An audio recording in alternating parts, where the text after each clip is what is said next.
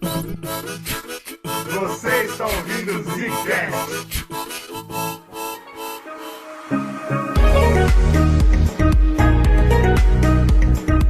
E está começando mais um Zcast no Bagulho Bagaça.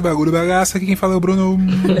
Cara, de repente, prosa ou poesia isso aí? É, prosa. Confuso, cara. Prosa, legal. Aqui quem fala é o Slow, o maior especialista em nada desse podcast. Ótimo.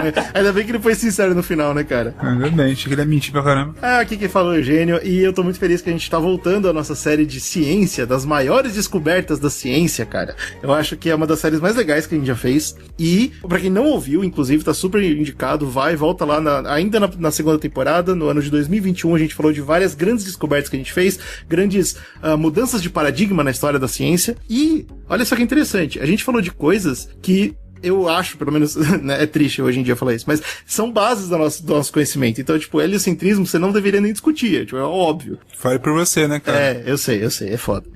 Gravidade, a gente não deveria nem discutir, é óbvio. Agora, esse ano, a gente vai trazer as novidades que estão mais atuais, novidades que vão interagir muito mais com a ciência como tá acontecendo hoje. Eu acho isso muito mais interessante. Hoje, por exemplo, a gente vai falar de uma parada que ainda nem foi resolvida. E aí é legal pra caramba, cara. Ainda tem muito, né, a crescer no ramo científico, ainda tem muita aplicação a gerar pra gente ainda, Porra, tô super animado, cara.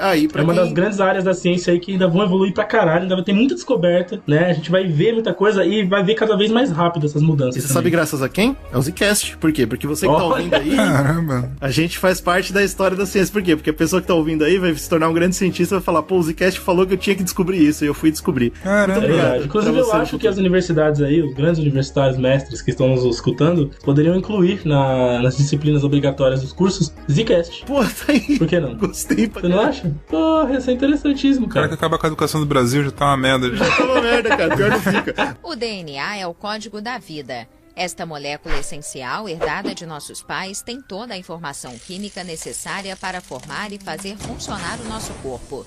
Um outro ponto que eu acho importante comentar, antes da gente entrar nesse tema de fato, é que, assim, a ciência é feita por pessoas, certo? Então não tem como a gente desvincular o movimento científico com a parte política, a parte social. Essa é a maior fraqueza da ciência, né? A maior fraqueza da ciência é ser feito por humanos, concordo. E aí a gente comentou disso, por exemplo, no heliocentrismo, como foi difícil os caras publicarem aqueles pensamentos por conta de toda uma regência da igreja que existia na época. Problemas desse tipo surgem o tempo todo na ciência, né? Só que a gente não vai ter tempo de entrar muito nesse aspecto, nesse tema, senão a gente não tem tempo pra tratar de tudo, né? Como eu falei, a gente deu uma resumida boa, né? Pra poder falar de tudo. E eu queria, inclusive, recomendar um adendo importante a esse tema, que é um próprio podcast do Zcast. Opa! Há muito tempo atrás, a gente gravou uma série de podcasts sobre nazismo, né? E um desses temas era eugenia, né? Que era uma das bases pra vamos dizer assim, ideologia nazista, né? E aí, aqui a gente vai comentar vários nomes e vários estudos que foram base na parte social, né, e política, para que essas políticas malucas de eugenia existissem, né? Então, a gente não vai cair muito pra esse lado, mas se você quiser complementar, fazer um adendo bem legal a esse tema, eu recomendo que vocês voltem lá e escutem Zcast, Nazismo e Eugenia, e vocês vão entender, tipo, como que eles absorviam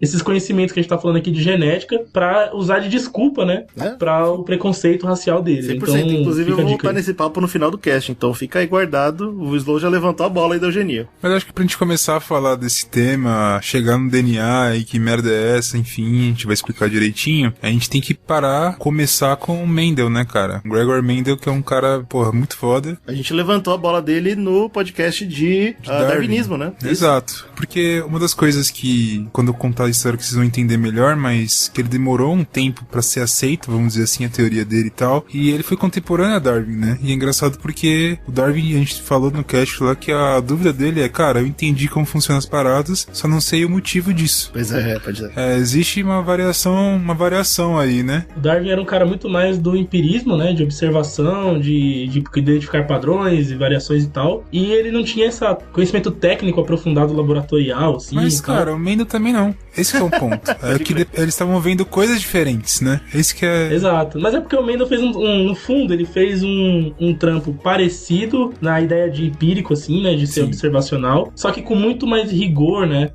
Mais cara de repetição. expressão. Uma cara um pouco mais. Não sei se isso define. Eu acho que o que define é porque o Darwin não teve a mesma sacada que o Mendel teve. Mas eu vou explicar o porquê, mais ou menos. Porque certo. O Darwin, ele meio que tentou fazer experiência parecida com o do Mendel, mas ele errou no objeto de experiência dele. Isso aí ninguém fala, né? Isso aí ninguém diz. Engraçado. Qual que é a parada, né? O Mendel, ele teve uma dificuldade, a comunidade científica não aceitou muito bem, e o Darwin vivia junto com ele e falou, porra, tá, eu entendi que, por exemplo, tem um periquito, ele vai pra uma ilha lá e acontece alguma coisa que um periquito específico desenvolve uma coisa específica que o outro não desenvolve, isso deixa ele mais fácil dele viver naquele ambiente e faz com que ele consiga passar os genes e os outros não. Os genes não, né? Na época não tinha gene. Enfim, vocês entenderam? Que ele vai indo pra frente. Exatamente. A característica é passada, enfim, e os outros morrem e no final das contas só tem o pinto não, que é o periquito daquele bico bizarro lá e tal. E essa ele conseguiu perceber isso. É legal. Ele não sabe o que muda, né? Por que mudou? O que o Brunão tá falando é darwinismo, que é diferente de evolução, que é diferente de genética. É importante deixar isso claro, porque tem muita gente que confunde as três. Verdade. Isso que é foda. Uma coisa vem vindo da outra. Exatamente. Ali, né? Passos, né? Então, tipo, o Darwin, ele tava tentando entender o que é isso. Tanto que a experiência que o Darwin tentou fazer era falar assim, mano, eu vou começar a criar um monte de pombo pra ver se eu consigo perceber isso. E ele não percebeu. Mas ele realmente já errou no conceito, né? Porque ele pegou... Uma coisa, bicho, é você plantar uma pá de ervilhinha nos vasinhos, virar mãe de planta, suave, né? Pra caralho. Você rega lá e já é. Controle muito Outra coisa é você ter uma porrada de pomba, velho, dentro de casa. Que desgraça, cara. Meu Deus. Fora a complexidade genética, né? Que é bem diferente. Eu tenho um bagulho com pomba, velho. Eu tenho um ódio, velho. Eu não sei explicar. Eu amo os bichinhos, mas o pomba, eu não consigo, cara. Aquilo ali... cara, toda pomba lembrando o podcast de darwinismo que a gente fez, as opções dele era ou pomba ou Doberman. Então acho que ele ainda foi seguro. Eu acho que ele foi melhor, né? Doberman, velho. Eu ia de Doberman. Não, pomba não, cara. Desgraça. O tanto que o Darwin, ele tava tentando entender, falou assim, cara, eu vou criar aqui uma unidade hipotética que tem a ver com esse negócio hereditário que eu não sei o que é. Ele chamou de pangene, né? E dizem que é daí que vem o nome gene depois, enfim. Então ele tá tentando definir em alguma coisa. Cara, existe alguma coisa que eu não sei que porra que é isso, mas que faz com que essa parada hereditária funcione. Mas eu não sei o que é. E soltou a brava. É isso. Foda-se. E aí foi fazendo o experimento dele lá e virando uma celebridade científica na época dele, etc. Já o Mendel, ele era bem diferente. Ele é um cara que ele nasceu em 1822, lá no Império Austríaco, que hoje é a República Tcheca e tal. Ele veio de uma família de fazendeiros, os pais não eram ricos como o pai do Darwin, que tinha dinheiro pra pagar uma viagem pro cara e o cacete. Eu não sabia dessa parada do Mendel, não. Eu achei que o Mendel era inglês também. Que loucura. O cara é tcheco, velho. Ele é tcheco. Na época ele era austríaco, né? Que era o Império Austríaco, mas tcheco. E aí os pais, eles tinham a fazendinha, então, desde então ele sabe o que é plantar e, né, ele tem um contato bem próximo disso. Ele conseguiu ir pra faculdade, ele estudou filosofia e física, que eu acho incrível, né? Mas enfim. Mas a gente já conversou sobre isso. É a mesma coisa.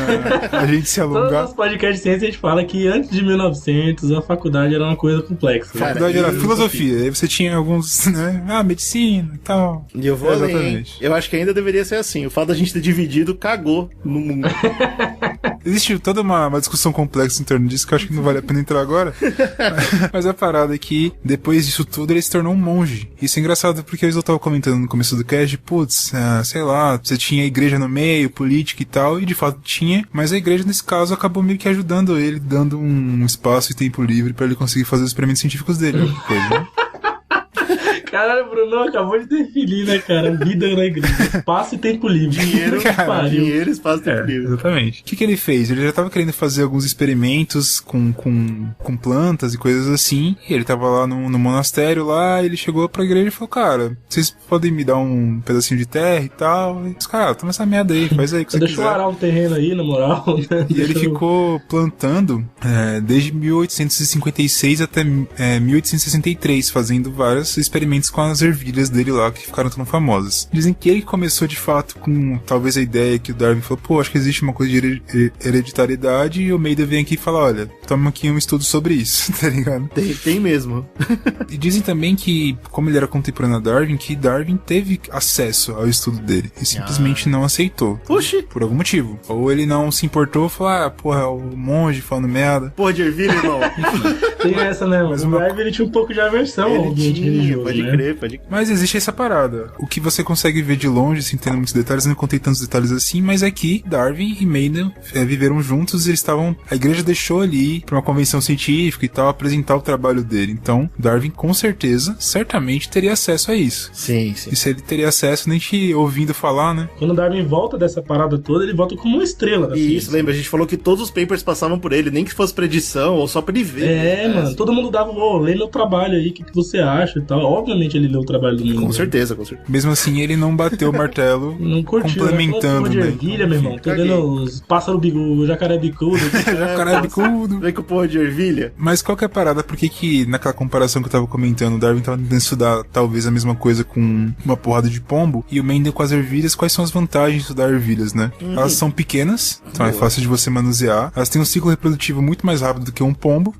Né? Ele planta ali, algumas semanas nasceu a parada, ele vai e faz outro, ele consegue fazer esses testes muito melhores. E ainda assim ele levou bastante tempo fazendo. Tem várias características que são analisáveis, que é fácil de se analisar, que é muito mais complexo você pegar um pombo e analisar as características dele. Tem características que você não vê, por exemplo. Com certeza, cara. Porra. Aí quais são essas características que são analisáveis, né? Tem as cores, obviamente, pode ser amarelo ou verde. Tinha flores também, que eram diferentes, algumas eram mais altas, outras mais baixas, algumas eram aquelas que é a flor que abre, outras aquelas flor que é meio fechadinha. Tinha a parada do liso ou enrugado, tanto pra ervilha quanto pra vagem, né? Sei lá, aquela capinha que fica em volta das ervilhas. E o tamanho da planta também. Então tinha várias características que fossem, eu posso brincar com essa palhaçadinha aqui. E é uma coisa rápida. Eu vou plantando, vai surgindo, enfim. Eu acho que isso que o Bruno tá falando é muito importante, né? Porque nessa época é o que a gente já falou, é empirismo, né, cara? Era muito, o que você via. E aí, você ter uma característica clara é extremamente importante. Nasceu com a flor assim. Aí você vai e anota. Nasceu com a flor assim.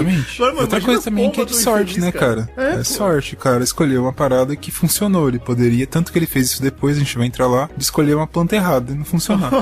Olha aí, eu não sabia dessa, caramba.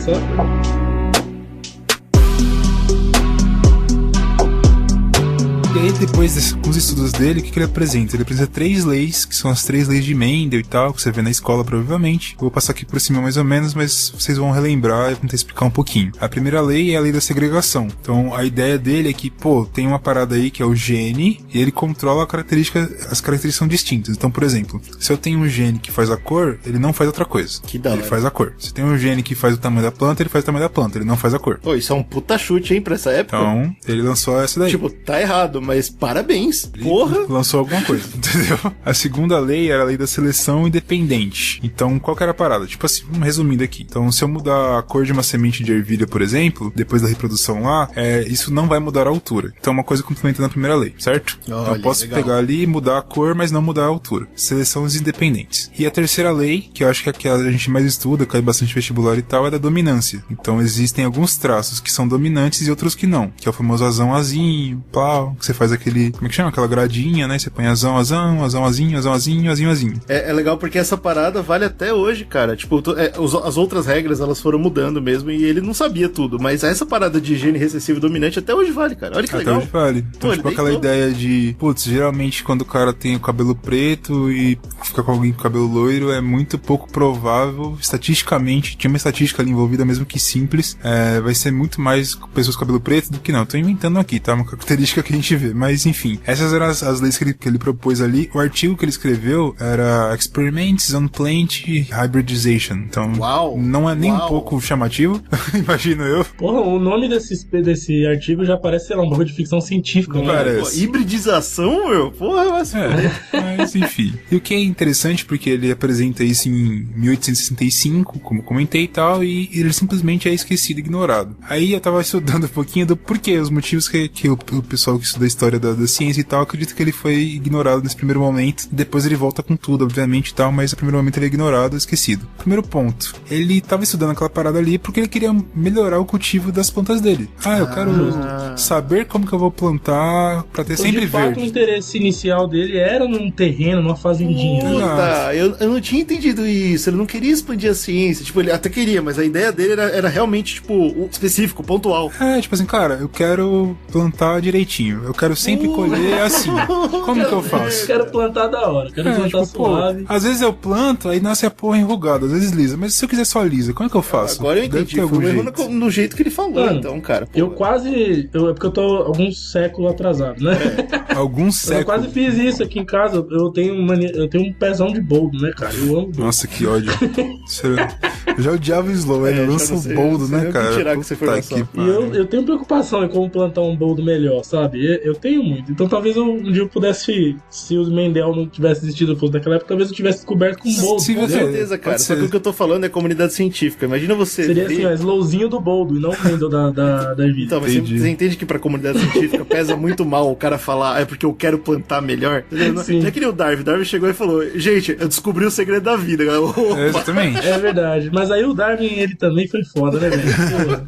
Mas a parada é assim, eu nem sei como que ele comunicou isso, tá ligado? O ponto é, ele tava fazendo uma coisa e falou, cara, eu acho que isso aqui é interessante e pode ajudar aí, né? Deixa eu apresentar pra comunidade, ponto final. Amigos, olha o que eu descobri. Esse foi um ponto. Que é bem diferente do que o Darwin, que o Darwin, de fato, ele foi com uma ideia. Eu quero ser explorador, eu quero descobrir a origem da vida. Ele tinha essa parada, né? O outro ponto é porque ele tava num lugar isolado, né? Ele tava num monastério maluco lá na casa do cacete. Ele não tava lá em Londres, tá ligado? Na comunidade científica, nas grandes universidades. Ele não tava rodeado de grandes mestres. Exatamente. Então, é um outro ponto que faz com que ele não tivesse contato muito forte. Caramba. Porque, querendo ou não, ele ia chegar lá com a roupinha de monge dele, suja de terra, né, de adubo, numa convenção pra mostrar o trabalho dele, ninguém ia respeitar, né? Exato. Pô, quem é tu, velho? Como é que deixaram um padre entrar aqui? Exato. Qual que é a lógica? Que porra é essa? Você veio pegar aqui na convenção? Outro ponto também é porque depois que ele apresentou e tal, ele voltou, ele tentou reproduzir. Como o espírito científico que ele tinha, ele falou, cara,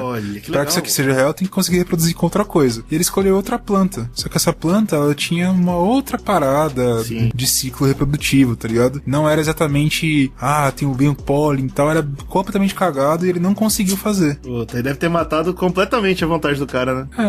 Talvez eu... Ele dá um trabalho de anos, né, cara? Exato, talvez não seja bem por onde eu achava. Deve ter alguma coisa por aí que, enfim... Que trágico, velho, putz. E foi por isso que eu falei, tipo, dá muita sorte também com o que você vai escolher, tá ligado? A gente não tem conhecimento tão amplo assim, igual hoje, quando você vai fazer um mestrado, alguma coisa, você fala, a ervilha eu sei que é assim, eu vou pegar a ervilha e vou arregaçar ela, tá ligado? Eu sei muita coisa dela já. Não. Você tem muita coisa catalogada, você tem vários caminhos por onde seguir, né? Naquela época era tudo novo. Nossa, que história triste, e ele nunca mais fez nada, né? Então, e aí logo depois ele foi promovido, ele virou abade da parada, então... Que dizem que, aí que ele largou mesmo as ervilhas. Foda-se, agora ele tava ocupado, né, cara? Ele tava administrando uma parada toda e tal, enfim. Anos depois, o trabalho dele foi sendo revisitado, tá ligado? Algum cara que tava estudando alguma parada, falou, putz, tal, e achava lá na biblioteca lá o artigo do cara ali, e falou, porra, isso aqui que eu tava fazendo e tal. Olha, que legal. Ele ele acabou virando essa grande lenda da ciência, porque, esse cara aqui, 40 anos atrás, tinha visto essa porra já, tá ligado? Essa história é muito boa, Bruno, porque isso acontece muito na ciência, cara. Às vezes, daqui a 40 anos, algum cientista vai estar desesperado pelo seu nome entrar pra ciência, pra história, e ele vai começar a revisitar artigos que ninguém olha mais, pra ver se ele tem algum insight, se ele acha uma parada. Isso me lembra uma história que eu e o Brunão, na época da universidade, Deus, que medo. A gente tinha uma difícil tarefa de encontrar um processo de síntese orgânica pra fazer um trabalho de um semestre inteiro. Você lembra disso? Eu lembro, foi uma merda, inclusive. E aí, desesperados, né, pra entrar na história da universidade. Eu e o Brunão. Não, para de mentir. Você tava desesperado pra não reprovar na matéria, era só isso. Desesperados para se tornar grandes mestres um dia, a gente acabou visitando um trabalho merda. Muito abandonado, mano. Não vou nem falar na universidade, que eu não quero criar atrito acadêmico. A gente foi humilhado porque a gente foi apresentar o bagulho e era... Não sei se era um bagulho de mestrado ou se era... Enfim, mas não era um trabalho. Não era um bagulho científico carimbado. Não é algo de respeito. Exatamente. A gente foi humilhado na aula. A gente pegou e falou assim, porra, vamos fazer que nem esse cara. Vamos ser o novo cara que visitou Mendes, você entendeu? Sim. A gente vai pegar aquele artigo que ninguém respeitou e que tá lá morto e vamos reviver com um novo insight da ciência. E aí a gente foi humilhado. Tá completamente maluco. Tá lembrando a história completamente distorcida. Não foi bem assim, não.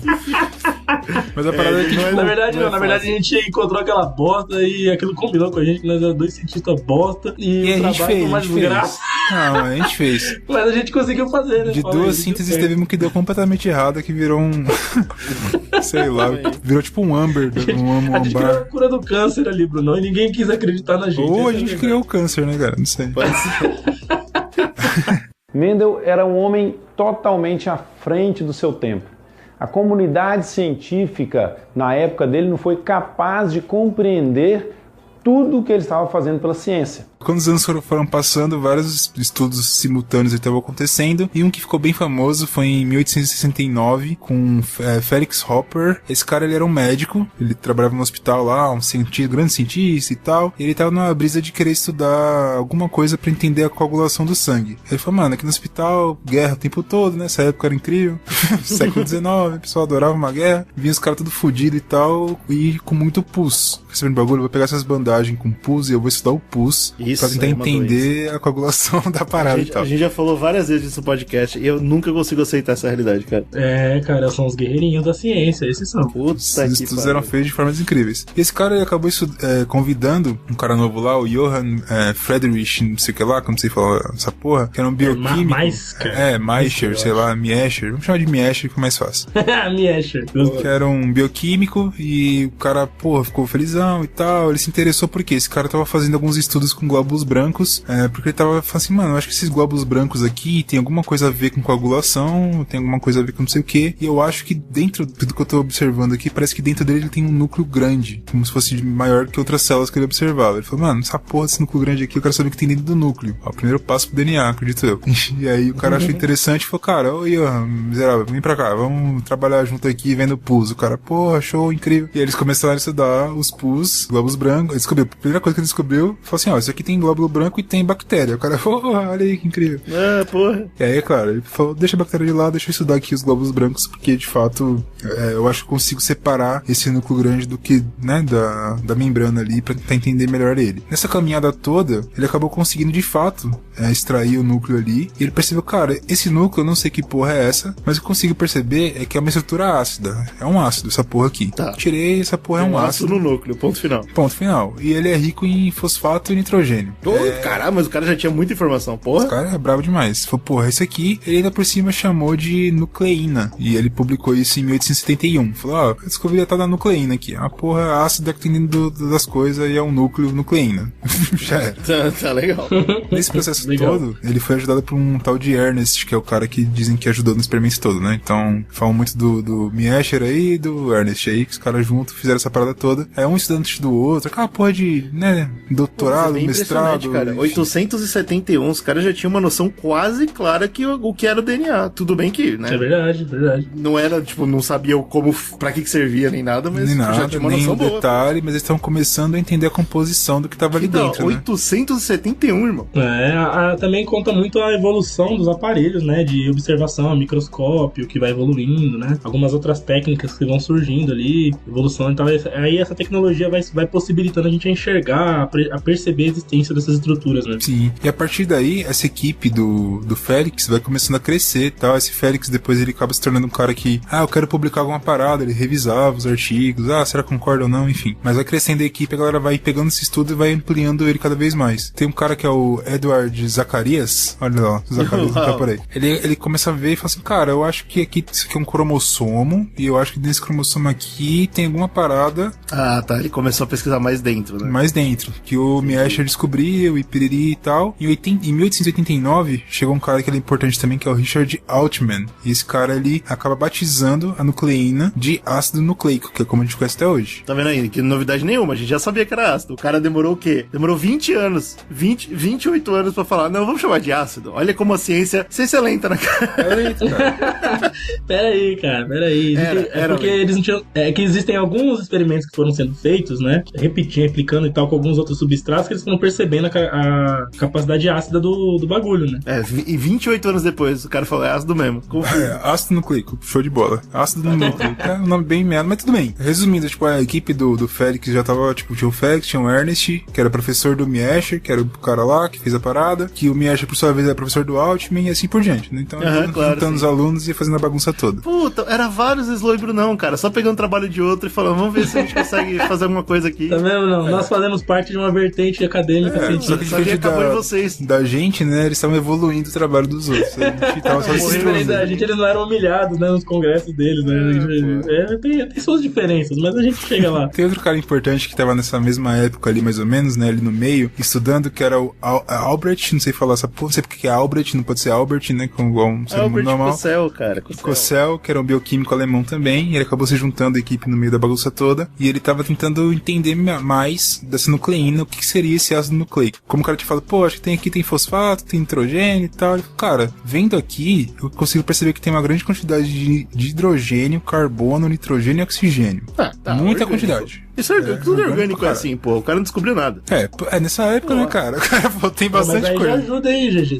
Já ajuda muito, cara. Você saber os átomos, porque você sabe qual tipo de ligação que é possível, umas coisas assim. Exatamente. Pô. Porque assim, vendo muito nitrogênio, e se você estudou, não fugiu das suas aulas de biologia, você sabe que a coisa que mais que compõe de pesado pra caralho ali o DNA são as bases nitrogenadas. Então, tipo, começou a falar, pô, peraí, eu acho que tem algumas bases nitrogenadas aqui no meio dessa parada e tal. Não, mas ele descobriu as bases? Não. Ele descobriu. Opa! Ele consegue descobrir a estrutura das bases. Ele não sabia com detalhes, mas ele descobriu. Ele falou, cara, tem um aqui que ele chamou de citosina, ele chamou de adenina, guanina e timina, que a gente conhece até hoje, esse cara que chamou. Isso. Até hoje as caralinas, né, a gente estuda pra caralho, as 4 letrinhas que compõem o DNA e tal. Mas é interessante, porque essa parada da química teórica, da física teórica, enfim, você sabendo mais ou menos, por exemplo, tem bases nitrogenadas aqui, aí você tem noção mais ou menos de qual pode ser a estrutura, né, envolvendo essas ligações com nitrogênio e esse tipo de coisa, que faz você prever como que é uma citosina, por exemplo. Você não prevê do nada, você não vê, né, a citosina. Você, baseado naquilo que você extraiu, que você analisou, você consegue dizer como que ela é, tá ligado? Sim. Então, é uma loucura. Eu acho que, tipo, se você é um estudante de química, por exemplo,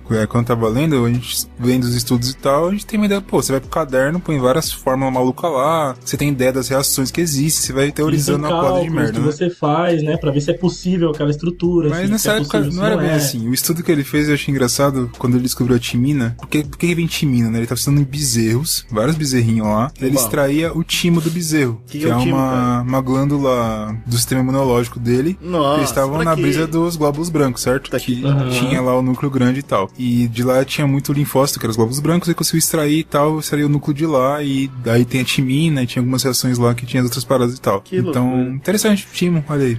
Mas, mano, é impressionante porque, pô, a única coisa que me deixou chocado mesmo são os nomes não terem mudado. O cara conseguiu, ele nomenclou certo, né? O que é uma coisa interessante, porque faz 150 anos isso. E o que é engraçado também, quando você vai vendo o histórico, ele não descobriu tudo, os 4 juntos. Eles foi descobrindo ao longo do tempo. Tipo, guanina, adenina, eu sei o que é. Citosina, descobri, timina. Se não me engano, a timina foi a última a ser descoberta e tal. Então, é muito importante falar disso, porque depois eu vou voltar nesse ponto, porque até então os caras descobriram que, pô, existem estruturas que compõem aqui as nossas características, né? Isso, sim. E eles não sabiam o fim disso. Eles não sabiam quantas caralinas existiam. Sim. Tá, todo ano era descoberto uma nova. Porra, adenina, legal. Aí tem a guanina, porra, legal. Era um mundo muito, tipo, sem horizontes ainda. Não vou nem dar spoiler pra vocês aqui, que até agora eles não sabem pra que significa isso. Mas o que eu acho engraçado é porque, tipo, é foda que estudando hoje a gente estuda com depois, né? A gente não vai do começo, a gente não vai descobrir essa parada. A gente tá, pô, tem adenina que liga com não sei quem, e assim liga com não sei que lá, e a timina com não sei quem lá e tal, e aparentemente a timina substitui outro pra fazer não sei o que. Aconteça com G. Então, a gente tem essa ideia, né? Então, tipo, a gente tem essa brisa. Esse cara não tinha ideia, cara. Ele tava descobrindo. Não, cara. E eu fico pensando, por que ele tava descobrindo isso, cara? Pra que você vai usar essa porra? Tipo, tem nitrogênio. Mas qualquer coisa que você não conhece no bagulho, qualquer coisa que você descobre já ajuda. Então, é muita loucura. Mas enfim, em 1890, em outros estudos que estavam sendo levantados, principalmente tentando pegar... a gente sabe que existe o ácido nucleico, certo? Tem uma parada que existe. Tá tentando pegar da levedura, que é o fermento, né? E eles perceberam que tinha uma parada diferente lá dentro, que é o tal da uracila, né? Que é o U, que substitui o T, enfim. Olha lá. Quem estudou sabe. E aí, eles falam, pô, peraí, eu tô achando que existem duas coisas diferentes. Existem 2 ácidos distintos. O DNA, que é o desoxirribonucleico, e tem o RNA, que é o ácido ribonucleico. Então são coisas que tem... mais uma descoberta. Exatamente, então tipo... Isso é um bagulho engraçado, né, mano? Que o cara com o nome mais simples foi descoberto depois, né? O ribonucleico, você imaginaria que é o primeiro, e o segundo é o desoxirribonucleico. É o contrário. É, que derivou dele. E o nome, desoxirribo, porra. É verdade. E no fundo né? Porque o RNA, hoje a gente sabe, ele é a receita pra criar o DNA, né? Só os caras sabiam sem saber. Mas aí faz sentido até, talvez, você encontrar o DNA primeiro, né? Porque o DNA é uma caceta gigante, o RNA ele se move muito, né, cara? Ele tá muito ativo. É muito rápido. Exatamente. É difícil pegar isso, caralho. A RNA tá trabalhando, cara. Pô, se fuder. Vamos concordar aqui com o grande mestre Bruno. Obrigado. Nessa altura, os caras já sabiam, então, que existiam unidades físicas dentro da gente que eram fundamentais para expressar as nossas características de corpo. Isso já foi falado pelo Mendel, né, antes de Cristo. Mas vamos lá. Então, era importante chegar a essa conclusão, porque a gente já sabia que a matéria, a existência, era feita de unidades mínimas também, que eram os átomos. Depois a gente descobre que átomo não é a mínima, mas tudo bem. Né? Era um conceito foda. E depois você descobre que as suas características, né, de cor, enfim, traços no seu rosto, um monte de coisa que você tem no seu corpo, eles são também evidenciados por outra unidade física do seu corpo. Então você tem bloquinhos diferentes que vão montando o que você é, tá ligado? E, cara, é muito louco isso, porque desde aquela época, eu não sei, porque esses estudos são difíceis de assimilação popular, né? São estudos complexos. É o que você falou, que a gente teve que traduzir muita coisa, né, pra ficar fácil de entender. Cara, exato. Quando você pega esses conceitos na sua cabeça, fica difícil apoiar o criacionismo, fica difícil, né? Muito difícil, né? Fica. Mas... Será que fica? Quem foi que botou esses bloquinhos aí, hein? Ah, não vem com design inteligente aqui não. É design inteligente. Nossa, acabei de lembrar um bom tema pra pseudociência. Obrigado. Mas aí, né, dentro dessa discussão toda, tem um botânico, né, outro cara que mexia com planta, dinamarquês, chamado Wilhelm Johannsen. Esse cara, ele cunhou a palavra gene, que é usada até hoje. Essas estruturas que caracterizavam nossas, né, que expressavam nossas características, ele colocou como a palavra gene, que vem da palavra gen, que significa aquele bagulho de bem-nascido, né, de pureza. Acho até engraçado. Você vê, tinha um botânico que era o quê? De onde que ele era? O Mendel? Da casa do cacete, República Tcheca. República Tcheca. Aí todo mundo ignorou. Aí quando vem um botânico que é da Dinamarca, agora o que ele falou tá certo. Vá se fuder, né? Puta, a ciência é um nojo. É um nojo. Porque assim, essa galera não só evoluiu esse conceito, mas também deu pra trás com outros, né? Porque ele desenvolveu a teoria das linhas puras. Né? Que ele observava. Ele observava a parada efetiva em relação a genótipo e fenótipo, né? Ele mostrou que quando você nasce de certo jeito, não é porque o seu antecessor ele ficou daquele jeito, é porque tá no seu gene, né? Então é uma paulada na cara de Lamarck também, né? Que achava que a gente herdava características adquiridas. Adivinha se eu não vou provar que Lamarck tá certo hoje. Um dia a gente chega lá. Mas enfim, ele puxou essa galera mais eugenista também, né? Esses estudos acabavam corroborando muito com esse pensamento meio racista também, né? É importante deixar claro que esses estudos não foram criados pra isso. Mas mais tarde, quando o nazismo vem querer procurar motivo pra existir, né? Eles pegam esses estudos todos e falam, é isso, foda-se. Exatamente, interpretam erroneamente. Tipo assim, não é só o nazismo, né? A Europa como um todo tava buscando isso. O nazismo foi o que entrou pra história, né, cara? A gente comenta no cast, até deu uma escutadinha, em 1918 tem a primeira convenção eugenista brasileira. Tá ligado? O Olavo já tava lá? Mas não vamos cair nisso, porque, inclusive, assim, eu fiz questão de tirar a biografia dessas galeras da minha pauta, tá? Eu não vou falar da vida desse tem que tirar mesmo, que se foda. Mas ele contribuiu com essa parada aí.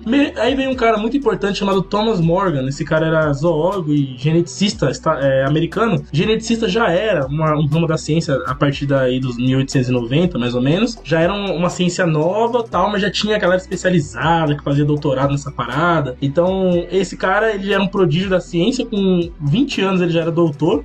Uau. Cara. E ele escreveu vários livros. Sabe o que significa isso, né? Filho de família rica, é isso que significa? Claro, provavelmente. E ele escreveu vários livros e criou alguns métodos da biologia que são usados até hoje, são estudados até hoje, né? E aí lá em 1909, ele pega quais estudos? Os de Mendel, né? Ele dá uma olhada, porque né, ele não era um cabeça fechada de merda. Ele pega todos os estudos sobre esse ramo que ele se especializou e ele fala, porra, gostei muito do que Mendel propôs aqui, cara. Eu vou me aprofundar nessa parada, nessa coisa mais moderna, que era a genética da época, né? Ele, por ser zoólogo, ele parte pra ratinhos, né? E ratinho é aquela coisa, né, cara? Sem dó. Os caras pegam os ratos, fazem cada bagunça, Cara, sem dó, mano. Dói. Mas, rapidamente, por aquele mesmo conceito de que o Mendel aplicou nas ervilhas, você vê como o cara admirava mesmo o Mendel, ele partiu pra drosófilas, mosquinhas, né? Por quê? Várias facilidades no uso biológico. Você tem rápida reprodução, você tem um rápido ciclo de vida, né? Você consegue ver mais do que 2 ou 3 variabilidades, você tem várias características na mosquinha que você pode ver variações, né? Tamanho de asa, cor do olho, várias coisas que você consegue mexer nessa parte de cruzamentos e tal. E ele criou o famoso experimento que é conhecido até hoje como sala das moscas. Agora você imagina a merda que é sala, né, velho?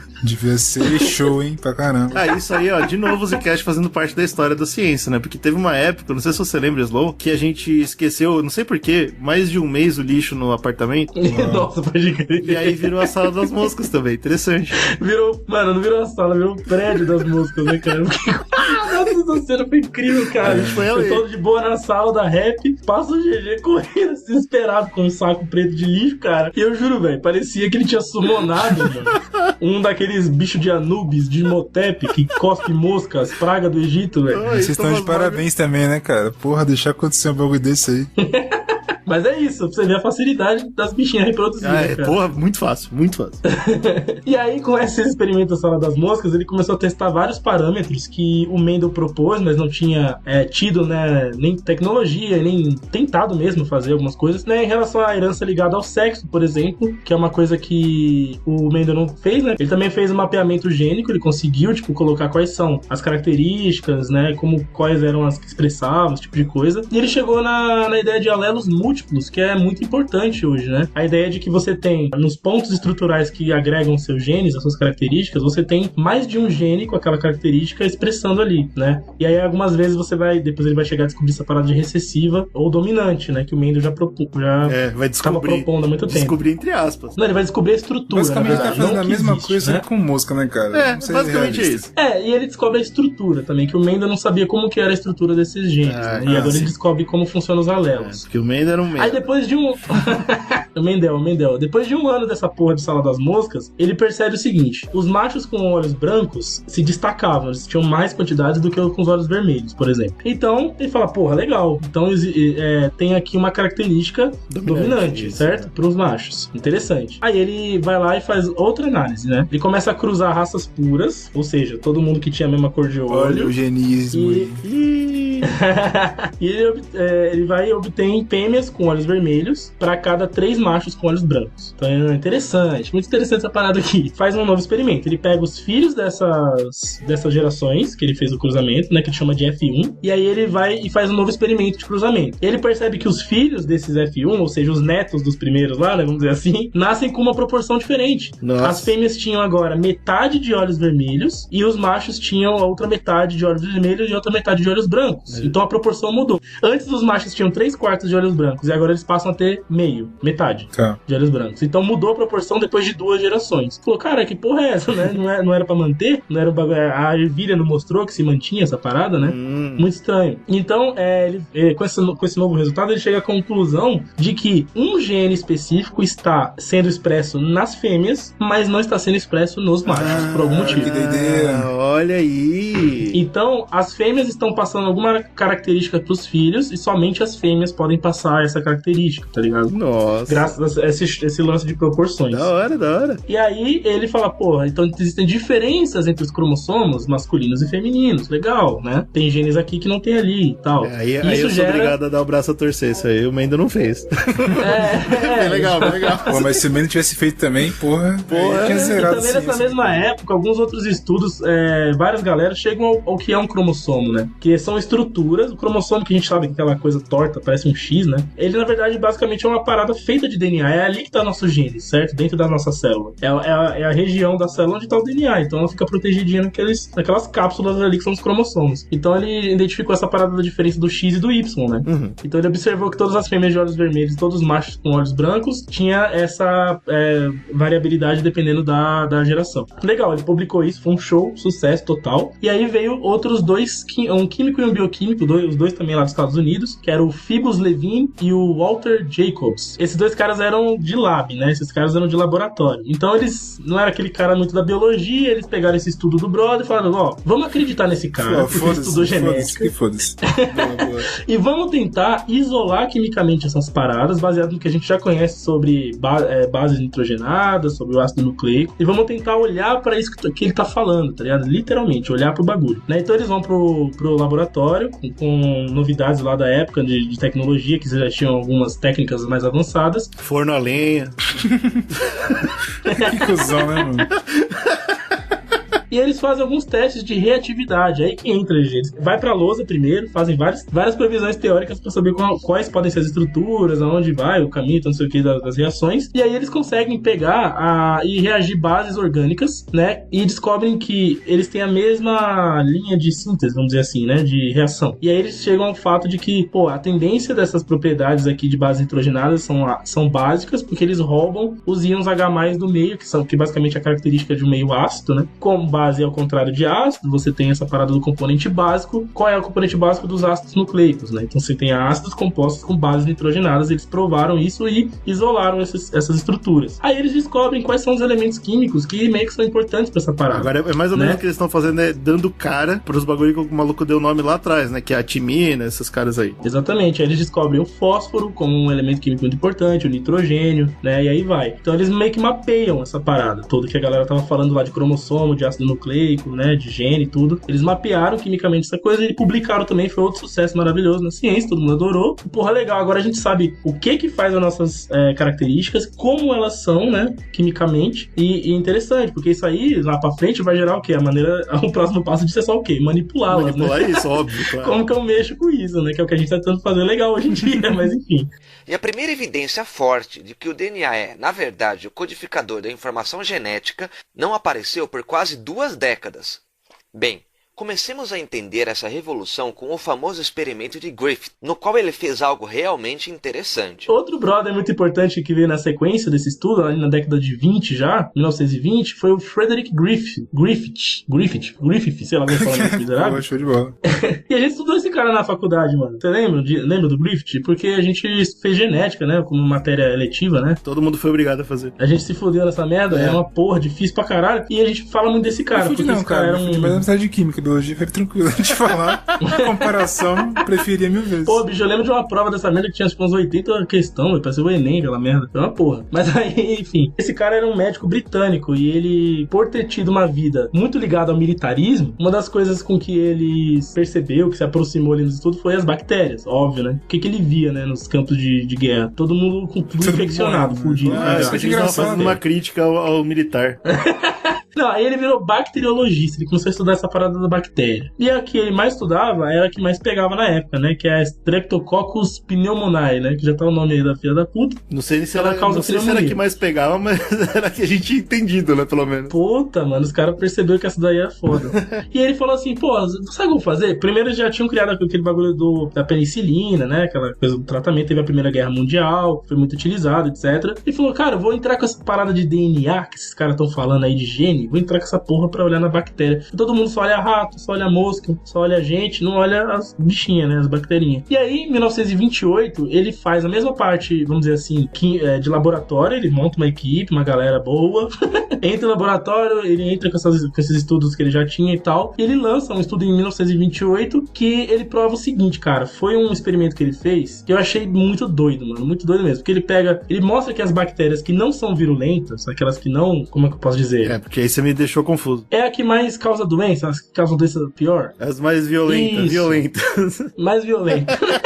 Ou seja, aquelas que tinham menos agressividade pra gente, aquelas que não fazem tão mal, vamos dizer assim, vai. Essa que é foda, a treta. Ele pegava um rato lá, coitado do rato. Aí ele injetava a bactéria que não mata. Sempre o ratinho. Aí o rato ficava doente, mas não morria. Nossa. Olha aí, que sofrimento gostoso, hein, cara? Que bom, cara. Foda. Show. Aí ele pegava uma bactéria que mata, tipo da pneumonia. Infectava no rato, vamos adivinhar. Injetava no no rato, o rato, porra, morria. A única coisa que não podia era o rato ficar vivo. O cara é um gênio, né, bicho? Não pode. Então, rato e ciência, meu amigo, é morte certa. Puta merda. Aí, legal. Aí ele falou, agora eu vou fazer o seguinte, eu vou misturar bactérias que não matam com bactérias que matam mortas. Nossa, bactérias que matam mortas? Como assim? Que já estão mortas. Já estão mortas. E aí ele injeta e o rato morre. Bom, o cara inventou uma doença nova. Parabéns. Filha da puta. Ou seja, a conclusão dele é que, porra, significa que as bactérias que não matam aprenderam alguma coisa com as que matam e passaram a matar também, certo? De maneira genérica seria isso. Tá, elas aprenderam com os cadáveres das bactérias que matavam.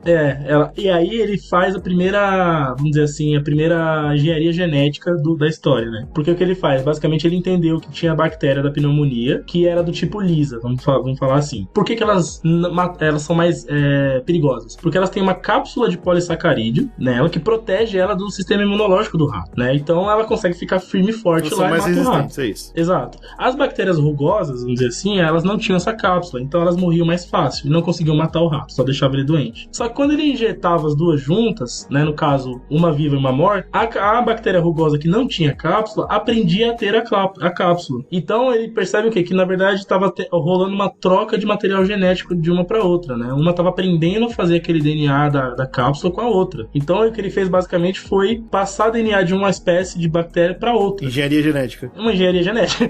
De certa forma é isso. Caralho. Tá ligado? Mas o maluco é muito militar mesmo, né? Só militar pra começar a mexer com ciência e criar arma imediatamente. Mano, sim, velho. Exatamente. Puta que Tanto pariu. é que ele publica esse artigo também é outro sucesso do caralho. Ele, em 1932, graças a esse trabalho dele, se cria o termo engenharia genética. Ele aparece como um título de um trabalho num congresso lá em Nova York. Os caras com a engenharia genética, a nova moda da porra. Bactéria zumbi. Quer pegar genes de um bagulho vivo e botar em outro. E muita loucura. É um monstro, sabe? E aí, outro contexto político, né, em 33, um ano depois, a Alemanha nazista já, né, ela promulga uma lei eugênica baseado nesse congresso de Nova York. Aí chegou. Aí pronto, aí 10 E eu lembro que a gente comenta dessa lei no cast de nazismo, então vai lá ouvir.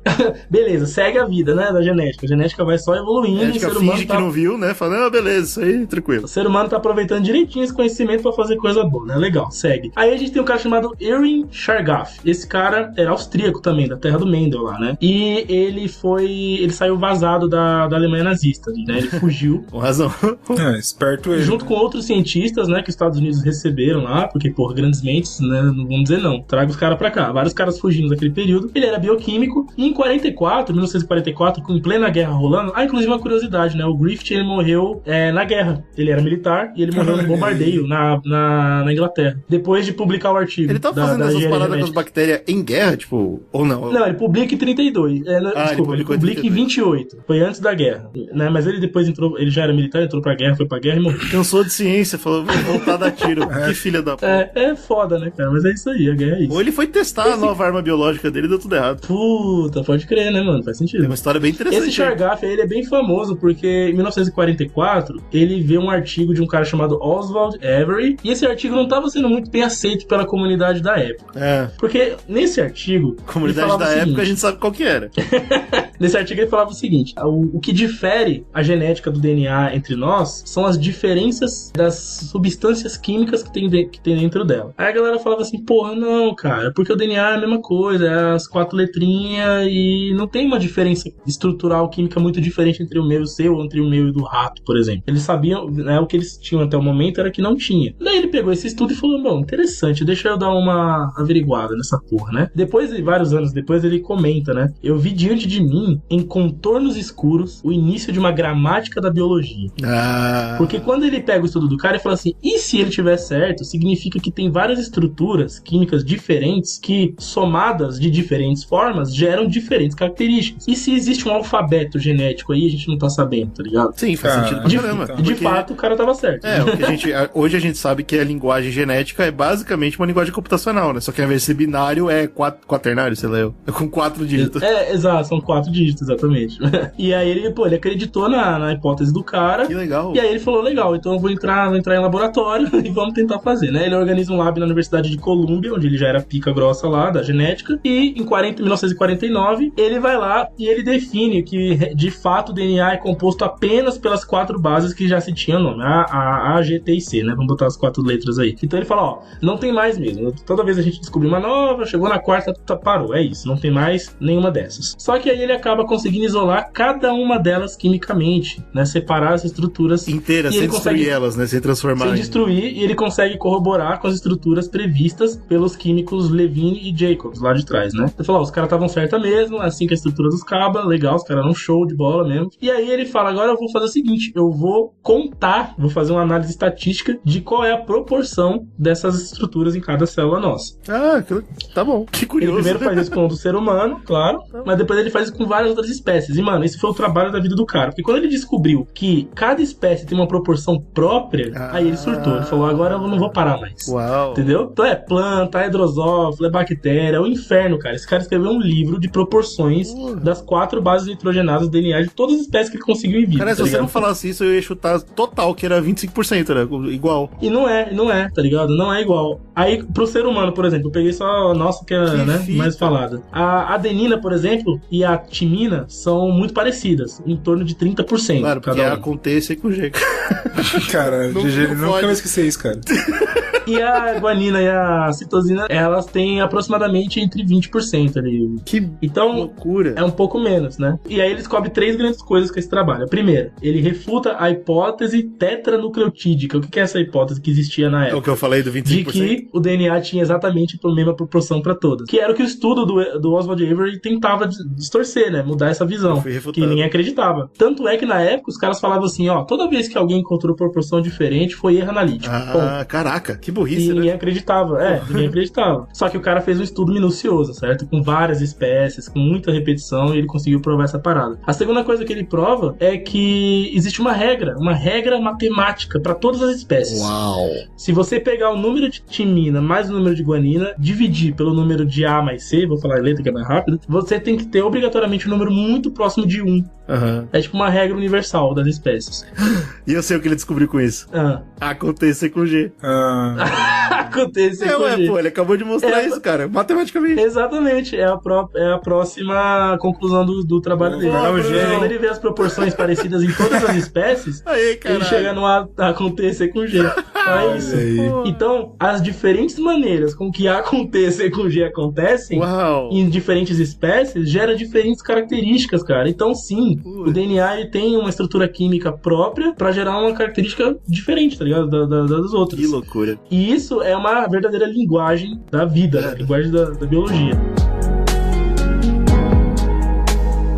Ele vai e conhece 2 brothers na Universidade de Cambridge, quando ele tava, né, passando esses estudos pra frente. E ele, de cara, bicho, ele treta com os caras. Não se dá bem, rola umas farpas acadêmicas, uma diplomacia errada, uns bagulho errado. Porém, esses 2 caras, que eram o Francis Crick e o James Watson, eles eram os grandes nomes de Cambridge na época sobre esses estudos. E como o Chargaff não era um cuzão, diferente dos brothers que ele conheceu, ele foi lá e apresentou o trabalho dele pros caras e explicou a parada toda. Só pra situar, o Francis Crick, ele era formado em física e ele é um dos pais da biofísica, porque ele gostava muito de biologia, mas ele era formado em física. E ele falou, eu vou juntar essa merda. E ele conseguiu. Né? Parabéns, hein? Ele conseguiu. O James Watson, ele era geneticista e zoologista, né? Tá tudo legal. E aí, em 1952, chega o Chargaff e apresenta esse trabalho pros caras. E eles falam, legal, eu acho que a gente pode desenvolver mais coisa com isso aqui. Eu tô explicando o trabalho que o cara mostrou pros caras, velho. E aí eu vou dar uma pausa nesses 2 brothers, só pra explicar por que eles são cuzões, tá? Bom, por favor. Vou falar de uma mina agora chamada Rosalind Franklin.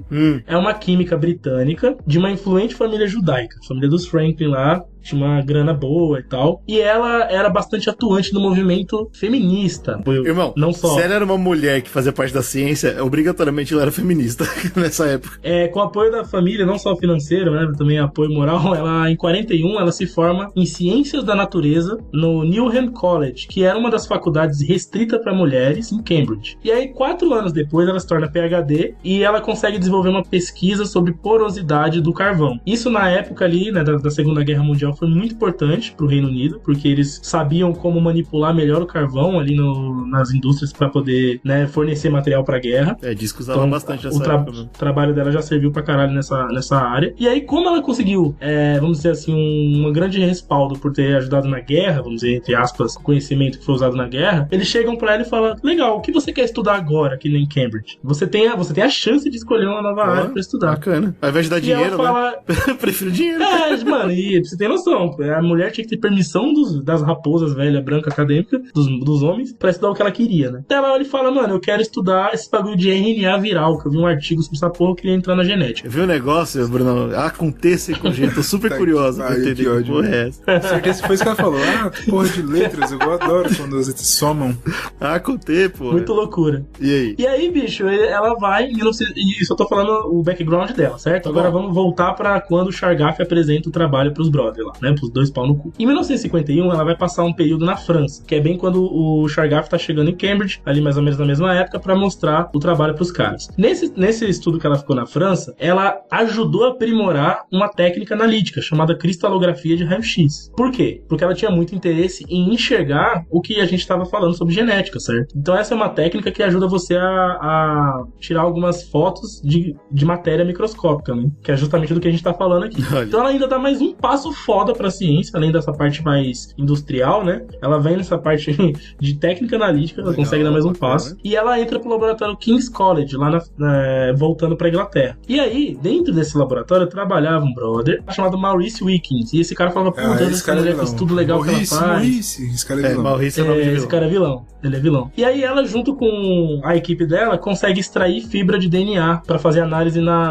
cristalografia de raio-x. A gente ia ver pela primeira vez o DNA, né? Com a tecnologia que ela tinha desenvolvido. Que ela ajudou a desenvolver. Puta, exatamente. Que da hora, cara. Tá, legal. Show, né? E aí, legal. E aí ela vai e bate a foto no ano de 51, por isso que o nome da foto é Foto 51. Se vocês procurarem no Google, vocês vão ver essa foto, que é a primeira foto de uma estrutura de DNA. Agora, olha que interessante, quando ela olha pra aquilo, ela fala, oxi, não era pra ter um bagulho aqui, por que tem dois? Pode crer. São dois tipo um X, bagulhinho. Né? Que merda que é essa? Eu tô procurando agora essa foto que eu quero muito ver. É tipo o X. Opa, tá errado isso aqui. Com os cromossomos que a gente conhece hoje, né? Que é tipo tá o X. Errado, exatamente. Aí ela fala essa estrutura tá diferenciada do que a gente tá prevendo, certo? Do que a gente tá esperando de enxergar. Tem 3 fotos dela, quando você pesquisa foto 51, e tem a garrafa de 51 bem do lado. Achei maravilhoso. Tá bom. É uma lição. Que também é muito importante pro avanço científico, correto? Foi legal. Aí esse brother que trabalhava no laboratório dela falou, show, pra caralho, coisa legal, diferenciada. Pegou esse trabalho todo e levou pro James Watson, que tava recebendo o trabalho do Chargaff. Falou assim, parceiro, isso tem a ver com aquilo que você tá querendo estudar agora, com o trabalho do brother lá, não sei o que, bora pegar. Aí eles simplesmente pegam o estudo dela e tocam, sem a presença dela, sem o consentimento dela e sem acreditar ela. Não troca nem uma ideia, falou assim, a gente pegou lá, hein? Nada. Ele só roubou o estudo da mina e levou pros caras, e é isso. E aí essa equipe aí, dos 3 vilões, sem vergonha na cara nenhuma, eles seguem e graças aos estudos do Chargaff e os estudos da Franklin, eles descobrem a dupla hélice de DNA. Caralho, é isso. Em 1953 então, eles fazem essa se hoje descoberta. A gente pesquisar, se o ouvinte pesquisar quem descobriu a dupla hélice, tá com o nome desses cornos, não dela. Tá o nome desses caras, exatamente. Não tá acreditado com ela. Nossa, que sujeira, cara. Pois é. A Franklin morre 5 anos depois. Ela tem um câncer no ovário. Ela só tinha 37 anos. Foda. E ela, mano, olha tanto de contribuição que ela deu pra ciência, pra indústria, e ninguém fala dela, né? Caramba. Essa galera que ficou viva com o trabalho dela ganha em 62 o prêmio Nobel. E não acreditam nela. Nossa. Na época, eles se tornam... é verdade, é muito triste, cara. Eles se tornam os cientistas mais importantes daquela época, da era moderna, eles falam, né? Porque graças a... O GG vai falar daqui a pouco porque que, né, agora a tecnologia da genética vai pro caralho. Agora a gente consegue ver, a gente consegue determinar de fato a estrutura da dupla hélice, entende como os genes se conectam com as bases nitrogenadas, tudo. Mano, a gente tem basicamente todo o conhecimento acumulado agora. A gente entendeu. Agora o que precisa ter é alguém conectar tudo isso e a tecnologia pra você ir pra frente com esse conhecimento. Né? Mas se não me engano, tem um livro bem famoso que é a dupla hélice, alguma coisa assim, que se baseia no estudo dela, mostrando que, né, veio daí, né? Tem alguns livros famosos. É muito importante, cara. Vamos até falar aqui de novo. O nome dela é Rosalind Franklin. Porra. Isso, mano. Absurdo. Inclusive tinha que ter um filme sobre ela, porque em 2015 tem uma dramaturga chamada Anna Ziegler, que ela pesquisou toda a história dela e toda essa parada, e fez uma peça de teatro com a Nicole Kidman sobre a história dela. Caraca. Tinha que rolar um filme, né? Isso é legal. Nossa, super. Mas olha só, olha que irônico. A primeira vez que ela é citada como importante para esses estudos é pelo próprio James Watson. Ué. Que ele lançou uma autobiografia, quando ela, né, muitos anos depois, depois que ele já era depois velho. que já veio as glórias, aliás, depois que veio tudo. Ele é o único dos 3 vilões que tá vivo ainda, ele tem 93 anos. Tá? E aí, pra comprar o espacinho dele no céu, ele deixa de lembrar dela. Não. Ele, mais ou menos, porque ele manda assim, ele escreve no livro um trechinho muito curto sobre ela, onde ele fala que ela era uma cientista agressiva, porque ela era muito feminista. Vá tomar no cu. Mas que ela foi muito importante para os estudos e não pra descoberta. Nossa. Olha essa filha da puta. Ai. E aí, pra deixar vocês com mais raiva, pra fechar tampa de merda, Por favor. em 2007, esse velho aí que tá vivo aí, esse merda, os outros dois já morreram, tá? Então, em 2007, ele manda a seguinte frase no Congresso: estou inerentemente pessimista quanto às perspectivas da África. Porque todas as nossas políticas sociais estão baseadas no fato de que a inteligência deles é a mesma que a nossa. Enquanto que todos os restos Não termina não. dizem que não é assim. Dizem quem Aí que depois diz, ele ainda não saber? dizem que não Os é assim. Aí nazistas ele fala, dizem que não é assim. É verdade. E aí ele fala assim: eu desejo muito que todo mundo fosse igual. Eu queria muito que todo mundo fosse igual. Nossa. Mas as pessoas têm que lidar, por exemplo, com o fato de empregados negros não serem tão inteligentes assim. A gente descobre isso na prática. Merda, Caralho, meu cara, amigo. só O dessa que esse cara tá fazendo? Por que chamaram? Isso que é foda. E aí? Como que chamam um velho desse pra falar? Porra. Ele ainda termina falando: mas claro, existem muitas pessoas de cor que são muito talentosas. Nossa, Claro. bicho. Pô, o cara acabou se Isso foi em 2007, tá? redimindo completamente. Esse cara tá vivo e assim, eu fui olhar o perfil dele, cara, e ele tá cheio de prêmio, de medalha até hoje. Tipo, ele tem um prêmio que é prêmio pela liberdade americana, que ele ganhou, não faz sentido nenhum. É isso aí, né, cara? Puta, que nojo. O nome que fica é Rosalind Franklin. A gente Rosalind esqueceu o nome Franklin. do cara. A Esquece gente o tem nome. muito que pedir um filme sobre a história dela, mano. Somente na década passada, a contribuição de Franklin foi reconhecida e honrada. Hoje, existem muitas novas instalações, bolsas de estudo, bolsas de pesquisa, especialmente para mulheres, todas nomeadas em sua homenagem. Eu sei que a gente tem, o Slow comentou, né, pô, a gente tem tudo agora, né, a gente tem a faca e o queijo na mão, falta fazer o sanduíche. O pessoal dá um nome pra esse conjunto de informação, pacote de dados, né, que a gente sabe que vai ser o que vai produzir os genes, que vai produzir as características de pessoa, de genoma. E aí, na verdade, em 86 começa, mas em 90 a gente vai dar o pontapé inicial no que seria, por si só, um grande avanço da ciência humana, uma mudança de paradigma, que é o Projeto Genoma. Isso é uma parada tão grande, tão importante na nossa história, que por isso que quase ganhou o próprio podcast, não vai ganhar, a gente vai explicar aqui por quê. Mas a parada é que, filosoficamente, é basicamente a maior coisa que a gente fez como espécie. Porque é literalmente, tipo, de novo, filosoficamente, é a conclusão da busca pelo eu, entendeu? Finalmente a gente falou, não, vamos entender como ler isso. A gente descobriu, legal, acontecer com G, show de bola. Agora, o que significa? Como eu leio isso, tá ligado?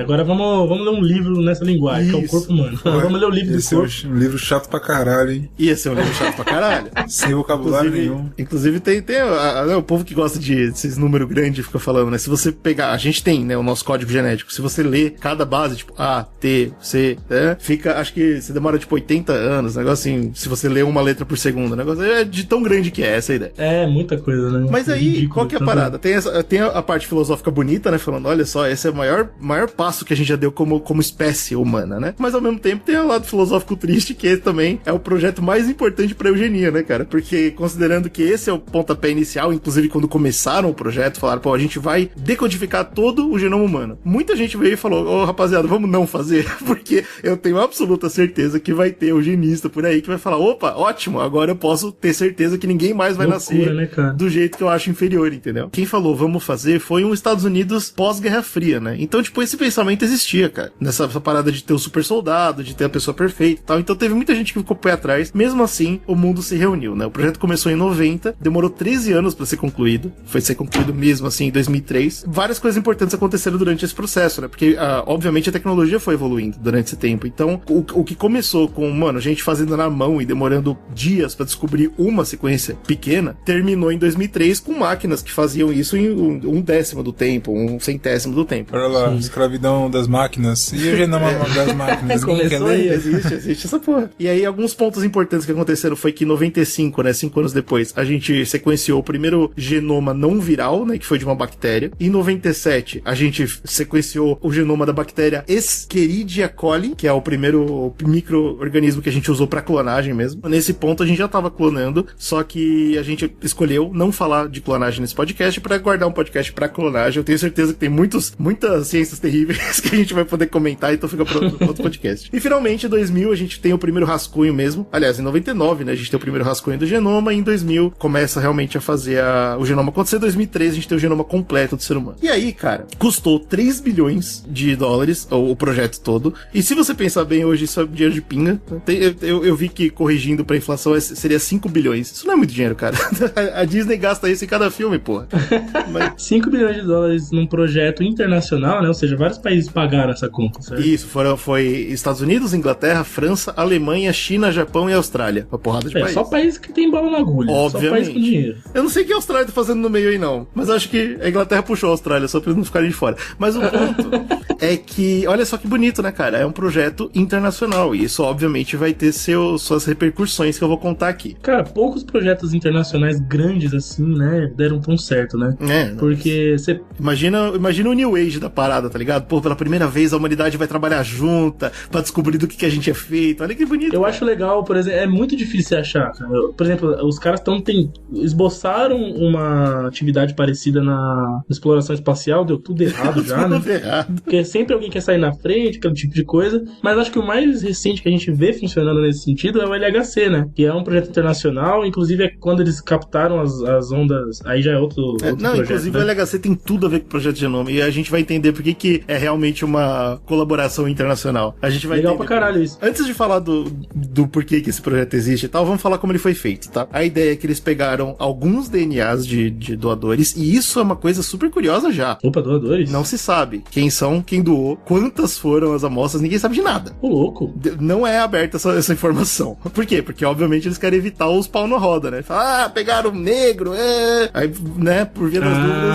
não falaram nada pra ninguém. Caralho, mano, a gente vai... Olha só ao ponto que o ser humano tá, né? O ser humano fazendo um projeto para dar informação ao ser humano, e para isso a gente tem que esconder a informação do ser humano. É secreto, mano. Senão ele vai usar pro mal, né, cara? Exatamente, porque ele não sabe lidar. Bom, aí você pega esses DNAs, você quebra eles em muitas partes pequenininhas, porque pra ler demora muito, certo? Então, quanto menor a parte, você consegue fechar em um mês, ó que bom. E aí você separa isso no mundo inteiro e todo mundo se ajuda. Por isso que foi uma estratégia internacional. Cada um lia um pedacinho minúsculo e ia juntando, né? A primeira mensagem que eles decodificaram é comer cu de criança. Porra, você pega o pedaço pequenininho que você consegue ler, certo? Aí você clona ele várias vezes, e esses clones todos você vai ler também. Por quê? Porque aí quando vai ter vários erros, obviamente, mas aí você vai bater, entendeu? As informações. E toda informação que for overlap, né, que foi igual em todos, você sabe que é verdade. Olha aí. Esse foi a estratégia. Pessoal, quando ouve essa informação, fica em choque, né? Meu Deus, clonavam que... Parece um bagulho de sci-fi sinistro, né? O RNA faz isso o tempo todo. Quanto mais simples a estrutura, né, de vida ali, mais simples você clonar, cara. Exatamente. E aí a fita é essa. Primeiro eles tinham esse trabalho, né? Então cada pequeno pedacinho era clonado várias vezes, era lido várias vezes, e aí você tinha que bater os dados pra conseguir formar um micro pedacinho, fazer isso milhares de vezes pra conseguir fazer um DNA inteiro, e todos esses tinham que ser replicados várias vezes pra poder bater também os dados. Pra poder ter certeza não que foi por acaso certo, demorou né? 13 anos, né? E olha que interessante, eu e Brunão gravamos um podcast no começo desse ano falando de coisas que demoravam 10, 15 anos pra ser feitas, que são as maravilhas do mundo, olha aí. Então, você tá afirmando que o projeto Genoma é uma nova maravilha do mundo. Ela tem o mesmo tamanho. Mas vamos lá.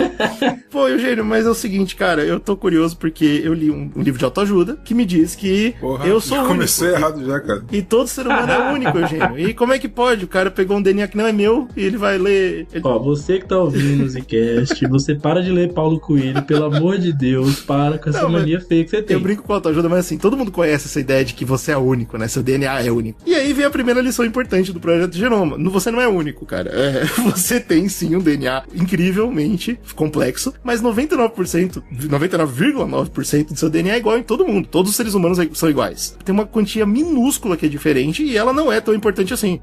Entre os humanos e os macacos bonobos é 98%. Sim. Acho que é a espécie mais parecida. É idêntico. Exatamente. Então é por isso, também por isso que eles não quiseram abrir quantas pessoas participaram e tal. Pode ser que só um DNA participou. Pode ser que vários. A gente não pode saber. Conclusão é muito louca, né? A gente também já gravou um podcast sobre a origem da vida, muito tempo atrás também, onde a gente fala disso, né? Do ancestral comum. Por que a gente é tudo igual, todo mundo tem o mesmo código genético, todo mundo mundo derivou da mesma porra. Então lá a vida surgiu de um ancestral único que a partir dali a vida foi desenvolvendo. Aí é claro e o DNA que o ouvinte que lê Paulo Coelho, ele falou, tá bom, eu até aceito que meu DNA é igual ao do amiguinho, mas porra, eu sou alto e ele é baixinho. Eu sou calvo e o cara é cabeludo. Então não é igual. E aí que vem outra lição muito importante do Projeto Genoma. Sim, o seu DNA é igual ao do cara. Se você é calvo, seu DNA é igual ao do cara que é cabeludo. Igual. A diferença é como seu DNA se expressa. Toma, plau! E a manifestação do DNA que vai ser o grande problema. Por quê? Porque, vamos lá, a gente não terminou o projeto, tá? Ainda. Isso, dentro desses 13 anos, eles fizeram todas essas cópias aí, fizeram essa leitura, demorou pra cacete. Legal, a gente tem essa parada. Só que como que é feita essa leitura? Você pega essa fitinha que eu falei, você clona ela, e aí você faz um processo, no começo, né, em 90, era um processo de eletroforese. Basicamente, o pedaço do DNA, ele é isolado, ele é colocado num gel, uma solução viscosa, e passa uma carga elétrica por esse gel. A carga elétrica cria uma corrente, dentro dessa corrente, as bases, elas vão se movendo pros polos do sistema, e aí, graças ao movimento das bases, você tem noção o que é lá, se é um A, se é um C, se é um T ou se é um G. Porque cada uma vai ter um tamanho e um peso diferente. Exato. Então elas vão correr com diferentes velocidades. Vão ser então afetadas pela corrente de forma diferente. Então, aí basicamente das 6 bilhões de bases que tem o DNA humano, Caralho, puta que pariu. cada vez que você faz esse processo, você não conseguia... pode falar essa informação com tranquilidade dessa. 6 bilhões, 6 cara. bilhões de bases que tem o DNA humano. Cada ser humaninho. Cada vez que você fazia uma eletroforese dessa, que não era barata e não era rápida, você conseguia separar 500 bases das 6 bilhões. Okay. Então você imagina que o tempo aí. Porra de nada. Mas assim, ó, acabei de separar 500 de quanto? De 6 bilhões. Ou seja, eu não fiz nada. Você escrever 6 bilhões, peraí, 6 bilhões. Como que escreve esse numeral? Eita, meu amigo. 9 zeros. Bastante zero. Mas eu vou facilitar a vida do Bruno. Eu vou facilitar a vida. Porque 6 bilhões a gente fala pra chocar. Mas na real, são só 3 bilhões de pares. Porque, né? Pares, tá. Peraí, ó. Teria que fazer esse processo 12 milhões de vezes. Tá bom, então, é isso. Ou 6 milhões de vezes se a gente dividir, mas enfim, você entendeu. Então, 12 milhões de vezes. Se você multiplicar 12 milhões de vezes o tempo de uma eletroforese, quanto tempo será que dá uma eletroforese? Dá 13 anos, Slow. Aí qual que é a parada? 13 anos. A resposta na ponta da língua. 13 anos. Qual que é a parada final da história? Então, claro que dá pra você fazer metade do trabalho, certo? E aí você sabe que acontecer com G e você monta o resto. Mas, obviamente, não foi assim que eles fizeram. Eles tinham que ter certeza do que eles estavam fazendo. E mesmo óbvio. com essa certeza, ainda assim não foi perfeito. Por quê? Primeiro que você não consegue fazer isso de olhos. Bom, eles começaram fazendo de olho essa porra. Aí depois com o tempo as máquinas vieram acelerando o processo, mas mesmo com lasers, e aí eles entraram com corantes. Então, de acordo com como a base se movia, ela era colorificada de uma forma pra facilitar que o laser conseguisse ler aquela porra. Pegar melhor, ser mais rápido. Mesmo assim, o processo demorou muitos anos e terminou cheio de falha. Isso é uma coisa que não foi avisada, não foi informada. Mas em 2003, quando a gente fala, terminamos, finalmente, nós temos aqui o genoma humano, na verdade a gente tava cheio de buraco. Cheio, mas era o melhor que a gente tinha na hora. Tava ali o elo perdido, tava ali dentro. Então, e esses também. buracos, eles foram tendo que ser repostos manualmente, irmão. E aí... Ai. Isso demorou muito mais. O dado mais atual que eu encontrei, acho que ainda tem 160 buracos no genoma, que a gente não conseguiu cobrir ainda, porque a gente não consegue ler aquela merda. Mas, 160? São 6 bilhões de pouco, caralho, né? 160 buracos. Tamo bem. Os caras, tá que tá bom.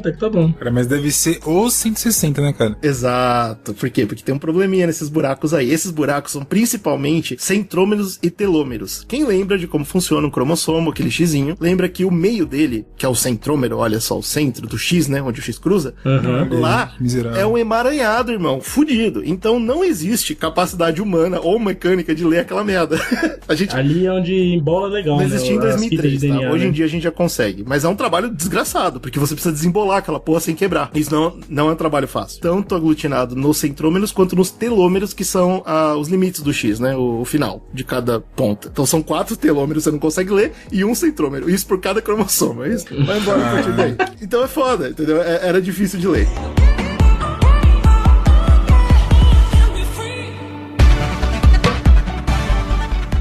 O que a gente aprendeu depois que a gente fez todo esse trampo desgraçado? A gente não deveria ter feito esse trabalho. Obviamente que a gente não deveria ter feito, porque a gente aprendeu praticamente nada. E aí que vem a grande questão da discussão de por que foi um esforço internacional, assim como o LHC, e por que isso foi liberado. Na hora que saiu em 2003, a primeira informação que o Clinton deu, inclusive, ele falou, rapaziada, tá liberado. Ninguém vai guardar essa informação não, tá solto no mundo. Todo mundo pode usar. Olha aí, informação pra humanidade. Tá aberto hoje. Se você quiser pesquisar o genoma humano, você consegue. Por quê? Por que liberaram? Porque não tem nada. A gente não descobriu nada.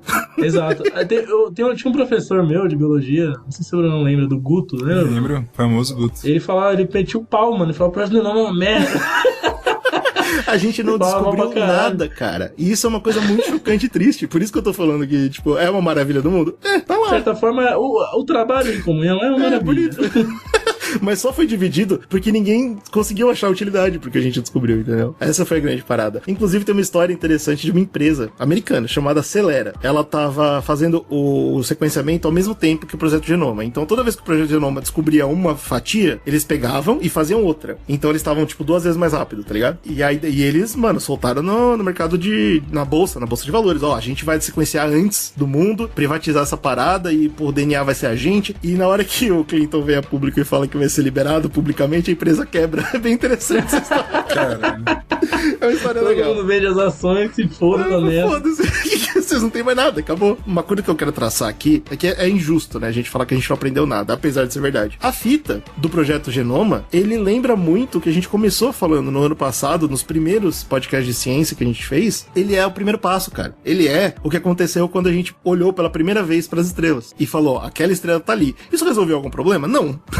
Mas foi o primeiro passo de muita coisa. Observação, né?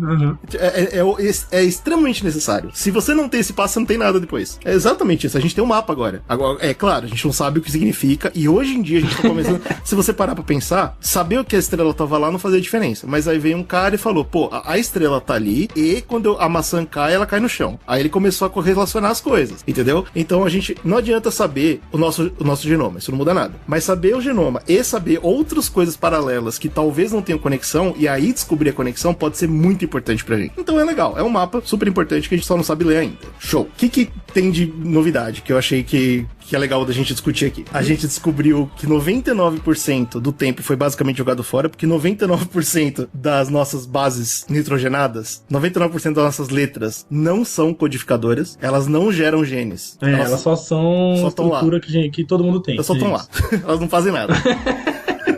E tem 1% do nosso DNA que gera gene. Interessante. Aprendemos isso aí. Aprendemos também que esse resto todo, esses 99%, se eles não existissem, a gente não tava vivo também. Porque eles são importantes por causa do timing. Se você tem a RNA polimerase, se você tem o ribossomo fazendo o trabalho dele, ele tem que ter um timing, ele tem que demorar pra chegar onde ele precisa copiar. E é pra isso que serve toda a sequência inútil. É a distância entre os genes que importa. Muito.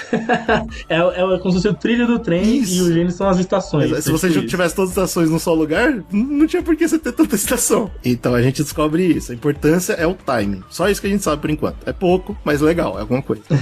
A gente descobre que dentro desses... isso é basicamente a matemática por causa do 1%. Né? Dentro desses 3 bilhões de pares, a gente tem até 25 mil genes. Como cada gene usa por volta de 3 mil bases, é aí que a gente faz o cálculo que basicamente 1% só que é útil. Cara, mas olha que louco, né? É tanta coisa que tem. 25 mil genes? DNA. É bem pouco, porque se você for pensar bem. Não, é pouco olhando pro todo, mas 25 mil genes é muita coisa que pode ser expressa, tá ligado? Então, mas olha que curioso, a gente tem 3 bilhões... muita característica. A gente tem 3 bilhões de pares de base, certo? Tem criaturas no mundo, na Terra, que tem muito menos bases e muito mais genes. Pega essa. Mas isso é interessante também, hein? A gente descobriu algumas coisas interessantes. A gente descobriu a parada que a gente já vem contando aqui faz tempo, mas pelo menos agora a gente tem claro que o nosso DNA, na verdade os nossos genes, são 75% iguais aos genes dos ratos. Então não só o DNA é igual, mas é muito parecido, mas os genes, as coisas que a gente produz mesmo, que a gente usa no nosso corpo, 75% também é usado no rato. Olha aí, cara. É por isso que usa muita espécie assim, rato, tal, pra você fazer testes que seriam feitos em humanos mesmo, né? Nessa parte de genética também. E olha só que a última curiosidade, como eu falei, a gente só aprendeu curiosidades, a gente só aprendeu coisas que, olha que legal. Foi um grande Wikipedia. Foi um grande Wikipedia. Muita curiosidade bacana. O último que a gente não sabe o que significa até agora, mas a gente descobriu, é que as seções mais ricas em G com C com G, são as que mais codificam. Ponto, só isso. A gente não sabe por quê. E é engraçado que proporcionalmente são as que tem menos proporção do ser humano. Olha aí, que coisa. Foda-se. Geralmente é assim, cara. Tem menos quantidade, mas mais trabalho, entendeu? Olha. É tipo aí, isso. Entra a parada das doenças, né? Que é claro que o maior foco ainda é medicinal. A gente chegou à conclusão que malformações no DNA ou nas bases, né? Podem causar doença. Antigamente a gente achava que ter uma doença era um problema complexo no DNA e hoje a gente sabe que se você tem uma base diferente, você já pode ter doença. Então, uma em 6 bilhões de bases, o que é basicamente certeza que você vai ter. Você não ficar doente até... Porra, incrível, hein? Parabéns. doença. Exato, é praticamente impossível você não ficar doente, exatamente. Eu tenho um gene recessivo. Provavelmente sim, cara. É o do bom senso, né, cara? Eu vi que é 1 em cada 4 pessoas, no caso eu sou essa uma, Ai, que merda. não consegue dobrar a língua. Olha aí, cara, que merda. Pra frente. Não sei se vocês já viram, quando vocês conseguem, que eu já vi vocês Eu fazendo. vou explodir sua mente. Já né, vi você me fazendo dobra como a que você língua, viu? Você põe a língua pra fora, e aí ela dobra no meio, assim, faz um Então, aí que tá.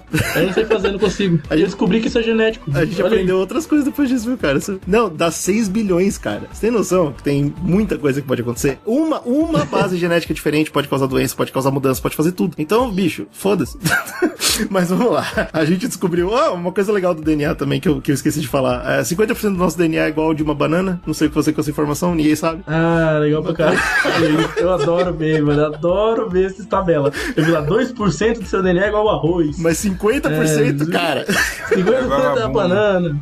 E teve uma outra informação importante também que a gente descobriu graças a saber de onde o nosso DNA vem, é que foi provado uma coisa que a história já sabia faz tempo, que de fato o berço das nações é a África. Ok, legal. Tá, essa também era uma teoria da migração das espécies. A gente conseguiu usar o DNA pra ir atrás, né, na árvore genealógica e voltar até a África. Então é isso, não serviu pra nada, ponto final. Não é bem por aí.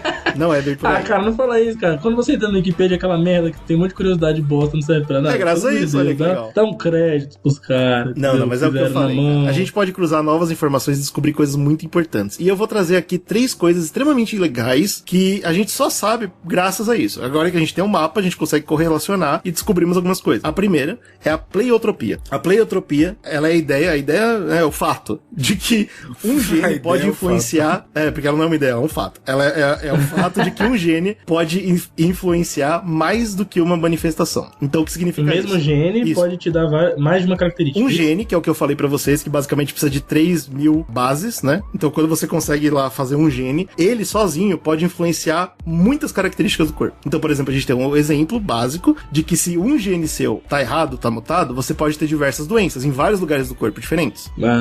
Esse é um exemplo. Se você der o azar de um gene muito importante seu tá zoado, fudeu.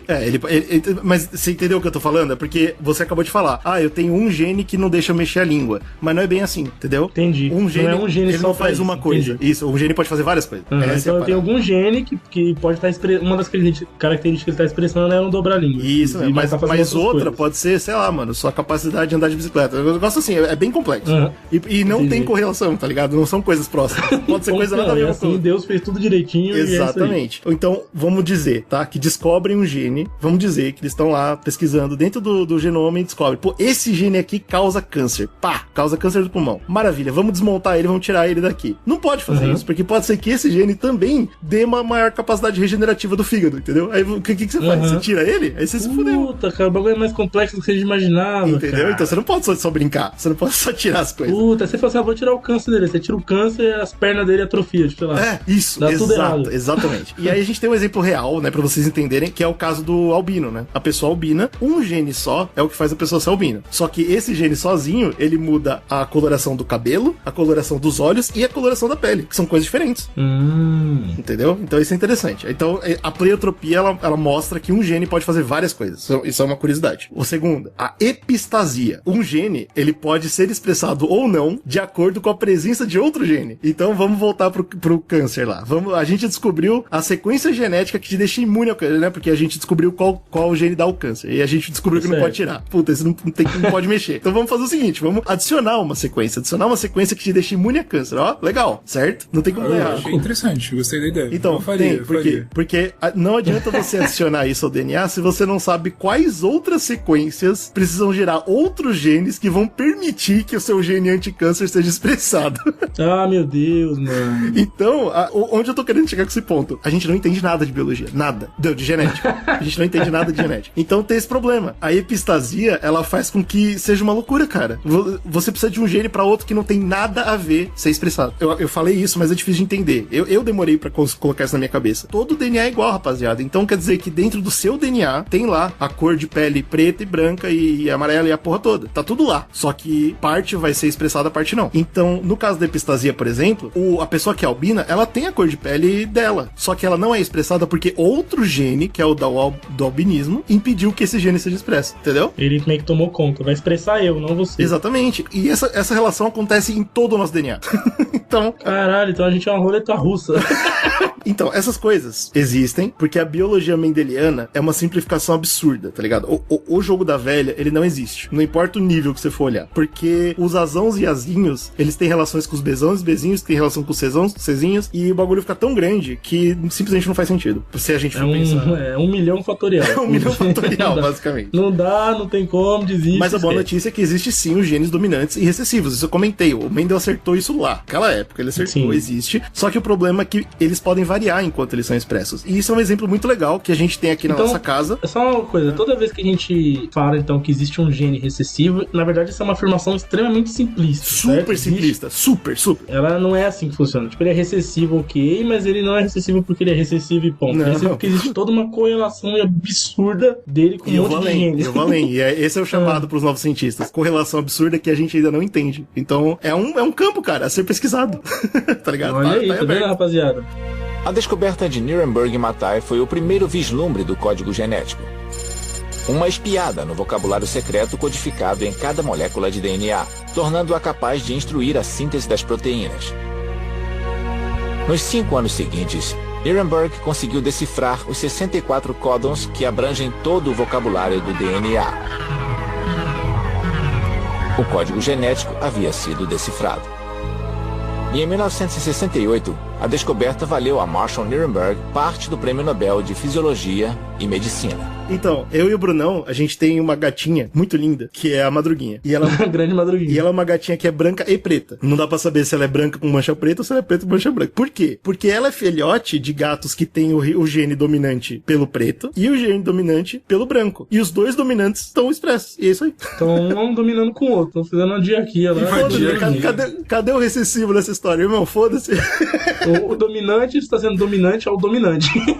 Isso chama codominância, e existe também, e é outro problema. Uhum. Tem outro problema que chama característica poligênica, que aí, ao invés de um gene controlar várias características, tem características que dependem de vários genes. Aí, agora fodeu mesmo.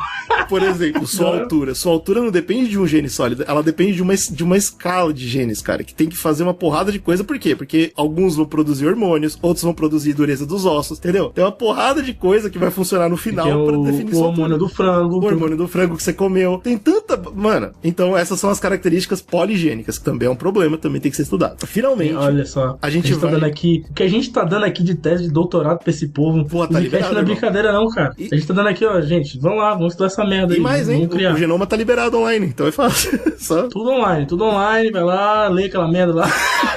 Fala alguma coisa boa pra nós. Então, vamos lá. E Eugênio, já que fudeu, já que tudo que eu aprendi de genética tá errado, que é a verdade, e irmãos gêmeos? Pô, eles não é que tá errado, vamos melhorar. Não é que tá errado. É muito simples. Ela tá simplória. Super simples.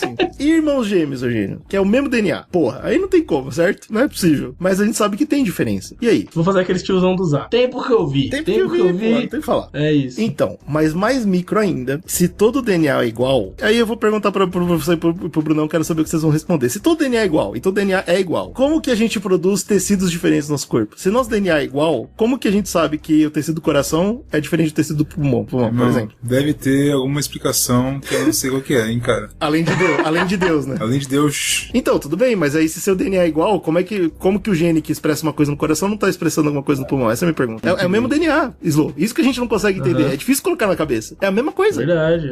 Complexo. Verdade. É a mesma célula, irmão. Aí que vem a parada que é o estudo de verdade. Esquece genética. Não? Então, mas uma coisa, uma dúvida, tipo, porque existem diferenças nas células, certo? Sim, a célula sim. Já depois de formar. DNA não. A célula sim, o DNA não. No DNA não. É. Mas então o mesmo DNA consegue, de alguma forma misteriosa, criar diferentes produtos, certo? Não é misterioso porque eu vou explicar agora, mas sim, é isso mesmo. Ah, descobriram por quê, então? Opa, sim, por quê? Porque acabou genética. A gente não estuda mais genética no mundo. A gente estuda epigenética. Opa, como faz? Epigenética. Porque alguém ficou muito decepcionado. Epigenética, irmão. O nosso DNA, ele carrega pra onde quer que ele for, toda a nossa informação. Inclusive de como fazer tecido do coração e do pulmão. Tudo. Ele carrega tudo. Além das interações que eu tava explicando até agora. Tudo aquilo que eu falei, tá ligado? Então, tipo, epistasia, pleiotropia, características poligênicas, tudo tá no nosso DNA, em todo o nosso corpo. A questão são os fatores que determinam quais desses genes vão ser expressados, entendeu? E isso pode ser tanto interno quanto externo. E a gente vai... Aí o Lamarck vai cair em cima de vocês com tudo. Mas vamos lá. Uma coisa por vez. Lá vai o GG. Ele tá armando a arapuca. Tem pequenos grupos funcionais que eles podem se acoplar ao DNA a qualquer momento. E repita, é praticamente aleatório. E claro. Aqui eu vou chamar de metilação, tá? Pra fazer sentido. Mas tem vários. Tem metilação, tem acetação, tem alguns, tá? Mas eu vou chamar de metilação pra fazer sentido. Pô, achei bonito. Achei moderno. É acetilação, né? Acetil, né? Acetilação. Mas vamos lá. Metilação pra deixar claro, tá? Na prática, tem esse pequeno grupinho que ele vai e ele gruda num pedaço do DNA, numa sequência do DNA. Ele pode, sozinho, mandar aglutinar ou desaglutinar aquele pedaço do DNA. Se aglutinou, não vai ser lido. Então não vai ser expresso. Se desaglutinou, vai ser lido com mais facilidade. Então vai ser expresso com força. Certo. Então ele pode, tipo, de maneira aleatória, expressar ou não expressar alguma coisa e de acordo com onde ele colar ali. Onde ele alguma parada. Exatamente. Exato. E essa é verdade, cara, porque é tão louco isso aí, né? Você falou do bagulho externo, por exemplo. Vem muito desse negócio, né? Do que a gente tá colocando pra dentro do nosso corpo que pode gerar um tipo de interação como essa, né? Um exemplo, a minha avó, ela nunca fumou na vida e teve câncer de pulmão, cara. Sim, e porra. Agora, tipo assim, por que ela teve câncer de pulmão? Cara, existem infinitas possibilidades. Pode ser porque, que nem o GG falou, pode ser que o gene que dava cor, sei lá, do olho dela dava câncer também, tá ligado? Senhor, isso mesmo. Pode ser que um conjunto específico de genes ativos dela deu aquele bagulho. Pode ser que alguma coisa que ela comeu alguma vez na vida desaglutinou alguma porra que gerou. É isso mesmo, possibilidade mesmo. É isso. Que não dá pra saber, só tem. É meio fatalista, é uma visão meio fatalista e meio chata, assim, de ter. Mas tem um monte de coisa, né, mano? A galera fala, sei lá, você cozinhar em panela de alumínio, você vai morrer. Faz diferença, faz diferença. Tudo faz diferença, cara. E, mano, você sabe o que é um grupo metil? Um grupo metil não é um grupo complexo. Não, é tipo, é simplório. É a coisa mais simples do mundo, irmão. Simplório. Então é esse carboninho chegar lá no lugar errado e te fuder. Mas vamos lá.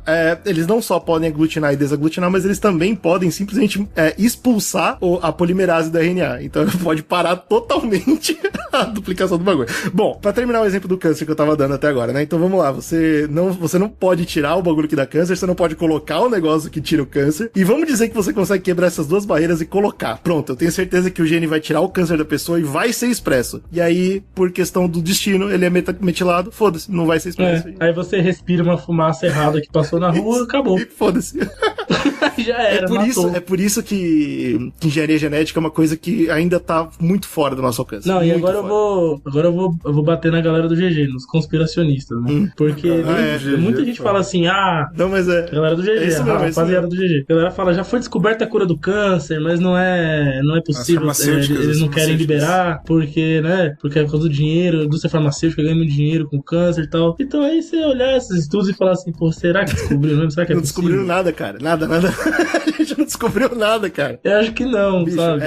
É muito louco você pensar que você pode ter o DNA perfeito e não saber como fazer ele se expressar. Então, como funciona essa metilação, tá? Ela pode ser interna, como eu comentei, então aí sim vem aquela resposta da pergunta que eu fiz pra vocês. A gente evoluiu já tanto que existem as mensagens internas, os genes já sabem onde metilar o DNA pra falar, quando essa célula estiver aqui, ela vai gerar esse tecido e vai ser o coração, entendeu? Porque foi graças à evolução, a gente foi evoluindo e foi... Então, o nosso corpo, o nosso organismo ali, ele já metila. Ele vai vendo o DNA, os genes e pá, e ele sabe aonde atacar ali certinho. Isso. Mas olha que engraçado, não é porque no nosso DNA tá escrito aqui vai ser o coração, é porque no nosso DNA tá escrito, eu sei fazer tudo isso aqui, o que você quer que eu faça? Você faz exato, aí quem tá recebendo, tipo, o organismo vai te falar, aqui você vai trabalhar nisso, aqui você vai trabalhar naquilo. Aí ele faz isso e é muito louco porque depois que, não sei se é isso mesmo, mas parece que depois que você designa aquele serviço pra aquele, né, aquele conjunto ali, ele não sabe fazer mais outra coisa, ele vai ficar pra sempre naquilo. Sabe por quê? Isso, né? Porque quando uma célula é metilada e ela divide o DNA, ela passa a metilação, ela não passa um DNA limpo.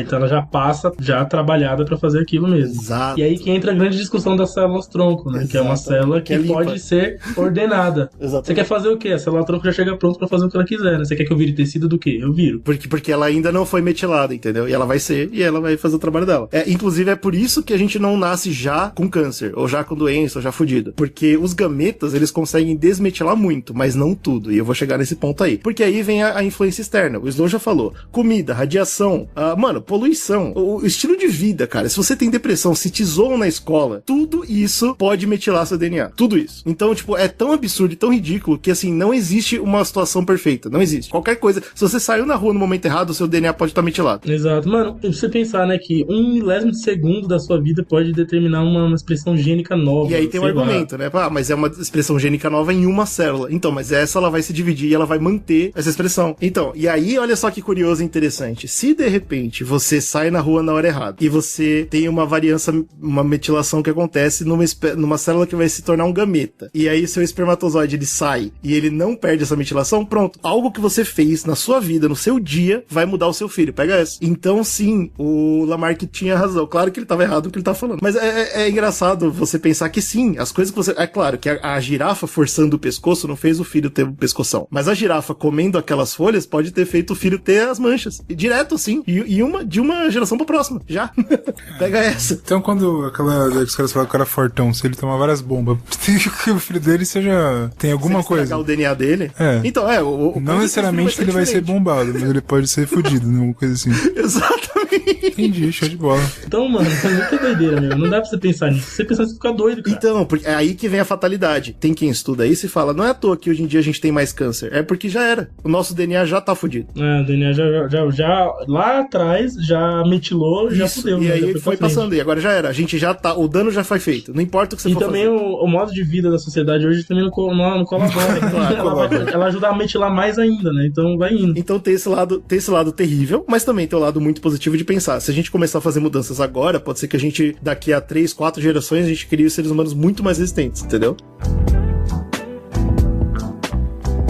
Agora eu queria, inclusive, eu li essa semana, tava pesquisando essas loucuras de genética. Eu vou recomendar aí pra galera que gosta desses artigos bizarros, essas notícias loucuras da ciência. Tem um site chamado Inovação Tecnológica, que é como se fosse um feed. Ele vai juntando notícias do mundo inteiro, né? E aí tem um estudo que saiu, cara, e eu já vou pegar de onde é, mas aqui, ó, Instituto Max Planck de Genética Molecular em Berlim. Estavam fazendo estudos nessa parte de genética, só que eles estavam na parte de embrionária, né? Uhum, sim. E aí eles conseguiram pegar em óvulos de camundongo, na hora da fertilização, espermatozoides, que, mano, não tinha sido observado isso antes. Eles chegam, eles competem, certo? Os espermatozoides competem na chegada ao óvulo. Uhum. Então, às vezes um espermatozoide, por ter, sei lá, expressão gênica, ele tem um flagelinho menor, então ele nada mais devagar. Sim, por causa de um cigarro que você fumou, pode ser... Isso, você matou aquele espermatozoide, não chega porque você fez alguma coisa na sua vida e deixou o flagelo dele menor. Então ele vai morrer. É muito absurdo. E aí agora tá tendo a parada de que eles estão se envenenando.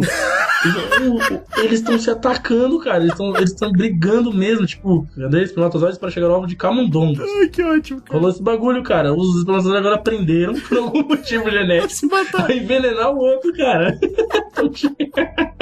Ai, que ótimo, cara. Bom, mas a moral da história é essa. Você pode olhar isso de forma fatalista e pensar que fudeu, foda-se, amanhã começa a usar droga que não faz diferença nenhuma. Ou você pode olhar com os olhos de tipo, olha só, eu posso fazer diferença pra minha família. Se você pensa em ter filhos e você ainda é jovem, dá tempo de fazer diferença. Você, olha só que legal. Isso então, é mas aí você fala, por exemplo, de que hoje existe aqueles tratamentos genéticos clean living também, tá ligado? Você comer melhor e piriri, pra não estragar seu DNA. Isso sim, tipo, se você, né, se tiver uma alimentação mais saudável, modo de vida mais saudável, você evita, né, de você ter esses problemas, né? Porque você pode passar pro seu filho, entendeu? Você pode passar pro seu filho então, direto. Eu vi um bagulho muito louco que agora é moda dos ricos, né, cara? Que a galera muito rica, muito cheia da grana, faz um tratamento genético, ou seja, vai tentar ler as expressões higiênicas que você tem, quais são as possibilidades, o que você deve... Não só quais são as possibilidades de expressão gênica que seu filho pode ter, mas também aquilo que você pode fazer pra evitar algumas paradas e melhorar e tal, pro seu filho nascer melhor, uma parada assim. Existe agora essa parada da medicina, né? Assim, eu não sei... Não é confiável, tá ligado? Tipo, não é um bagulho certeiro, com certeza não é. Eu não sei os segredos da indústria farmacêutica, mas o tanto que eu estudei de epigenética até agora, eu posso dizer pra você que do meu conhecimento, isso é charlatanismo, isso é pra enganar rico. Porque por enquanto a gente não sabe o que tá rolando. Mas eu não sei, de vez em quando os caras sabem uma coisa que eu não sei. Por quê? Porque desde que a gente descobriu essa parada, obviamente, a gente não parou de pesquisar, né? E cada vez... Essa é a parada. Hoje em dia, se você quer estudar genética, a epigenética é o estudo, entendeu? E a gente descobriu algumas coisas interessantes. Uma delas é que, por exemplo, além de metilar partes do DNA, você também tem a capacidade de acetilar uma histona inteira. Uma histona é uma proteína que aglutina o DNA, que o DNA se enrola ao redor dela. Pode crer. E você consegue acetilar ela inteira, calar o DNA todo aquele pedaço, pô, calou, foda-se. Isso que é interessantíssimo.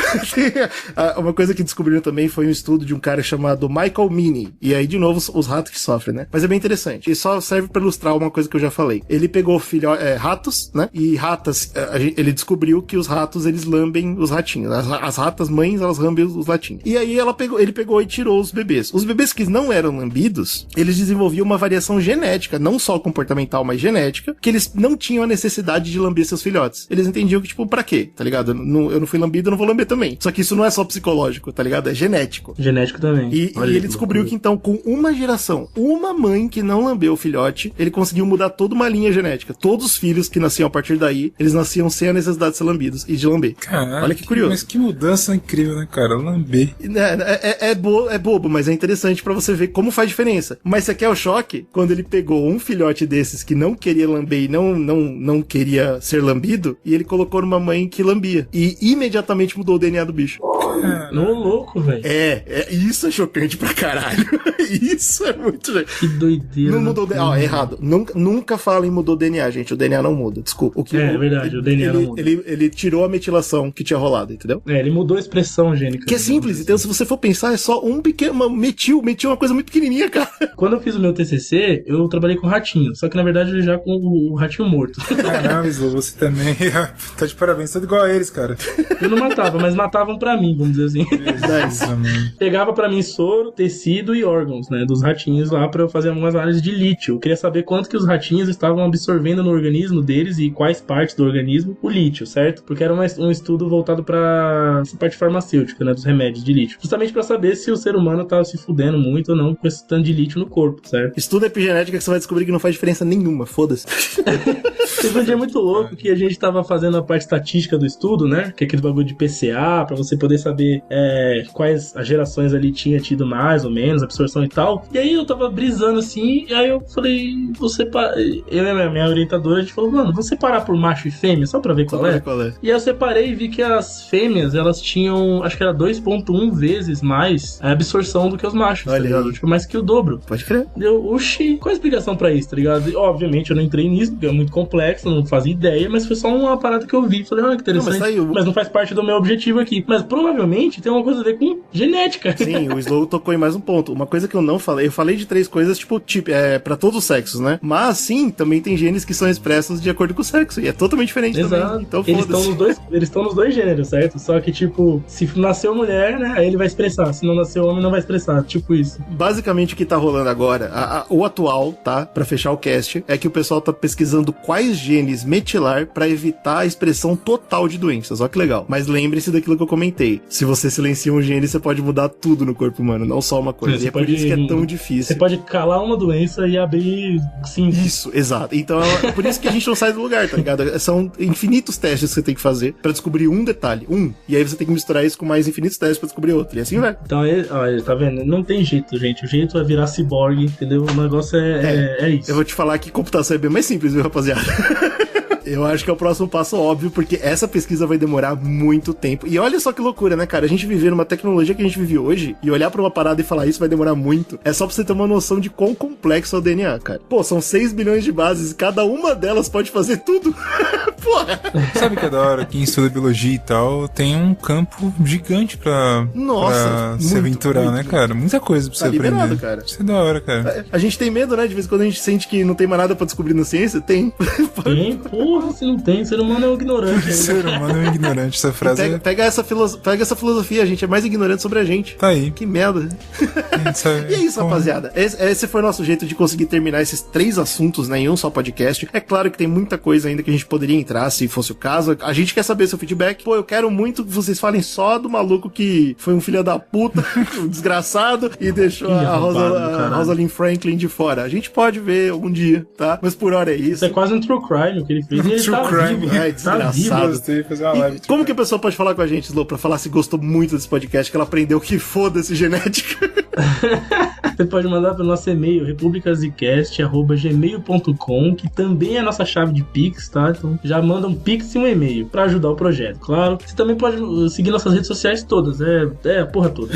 Instagram, Twitter, Facebook, tudo tá. É só chegar. E também tem as nossas plataformas de conteúdo em vídeo, que a gente tá produzindo conteúdo no nosso YouTube e o nosso Twitch, que é Zcast_podcast. Delícia, então vai lá, toda semana tem conteúdo, vai ser bonito de ver, bonito de legal. Bonito de legal. forma bonita e legal. E você pode se tornar um apoiador, como eu falei, através do Pix ou de outras formas, né? A outra forma seria o Apoia-se, que é apoia.se/Zcast. A partir do valor que você achar que a gente merece, de nada pra muita coisa, você vai lá e apoia a gente. E a gente tá usando desde sempre o Apoia-se, ele é muito bacana, mas tem o Pix também, que facilita bastante a vida do ser humano que quer transferir. E é muito importante salientar que se você se tornar apoiador de alguma forma, seja com Pix, seja com sub na Twitch, né? De qualquer forma que você apoiar o Zcast, você vai ser convidado, ou convidada, ou convidade para o grupo de apoiadores que a gente tem no WhatsApp. E lá a gente tem coisas exclusivas, conversas legais, vai ser bem da hora. Então vem fazer parte. É isso, rapaziada. Apoie o conteúdo que você ama e nos amem.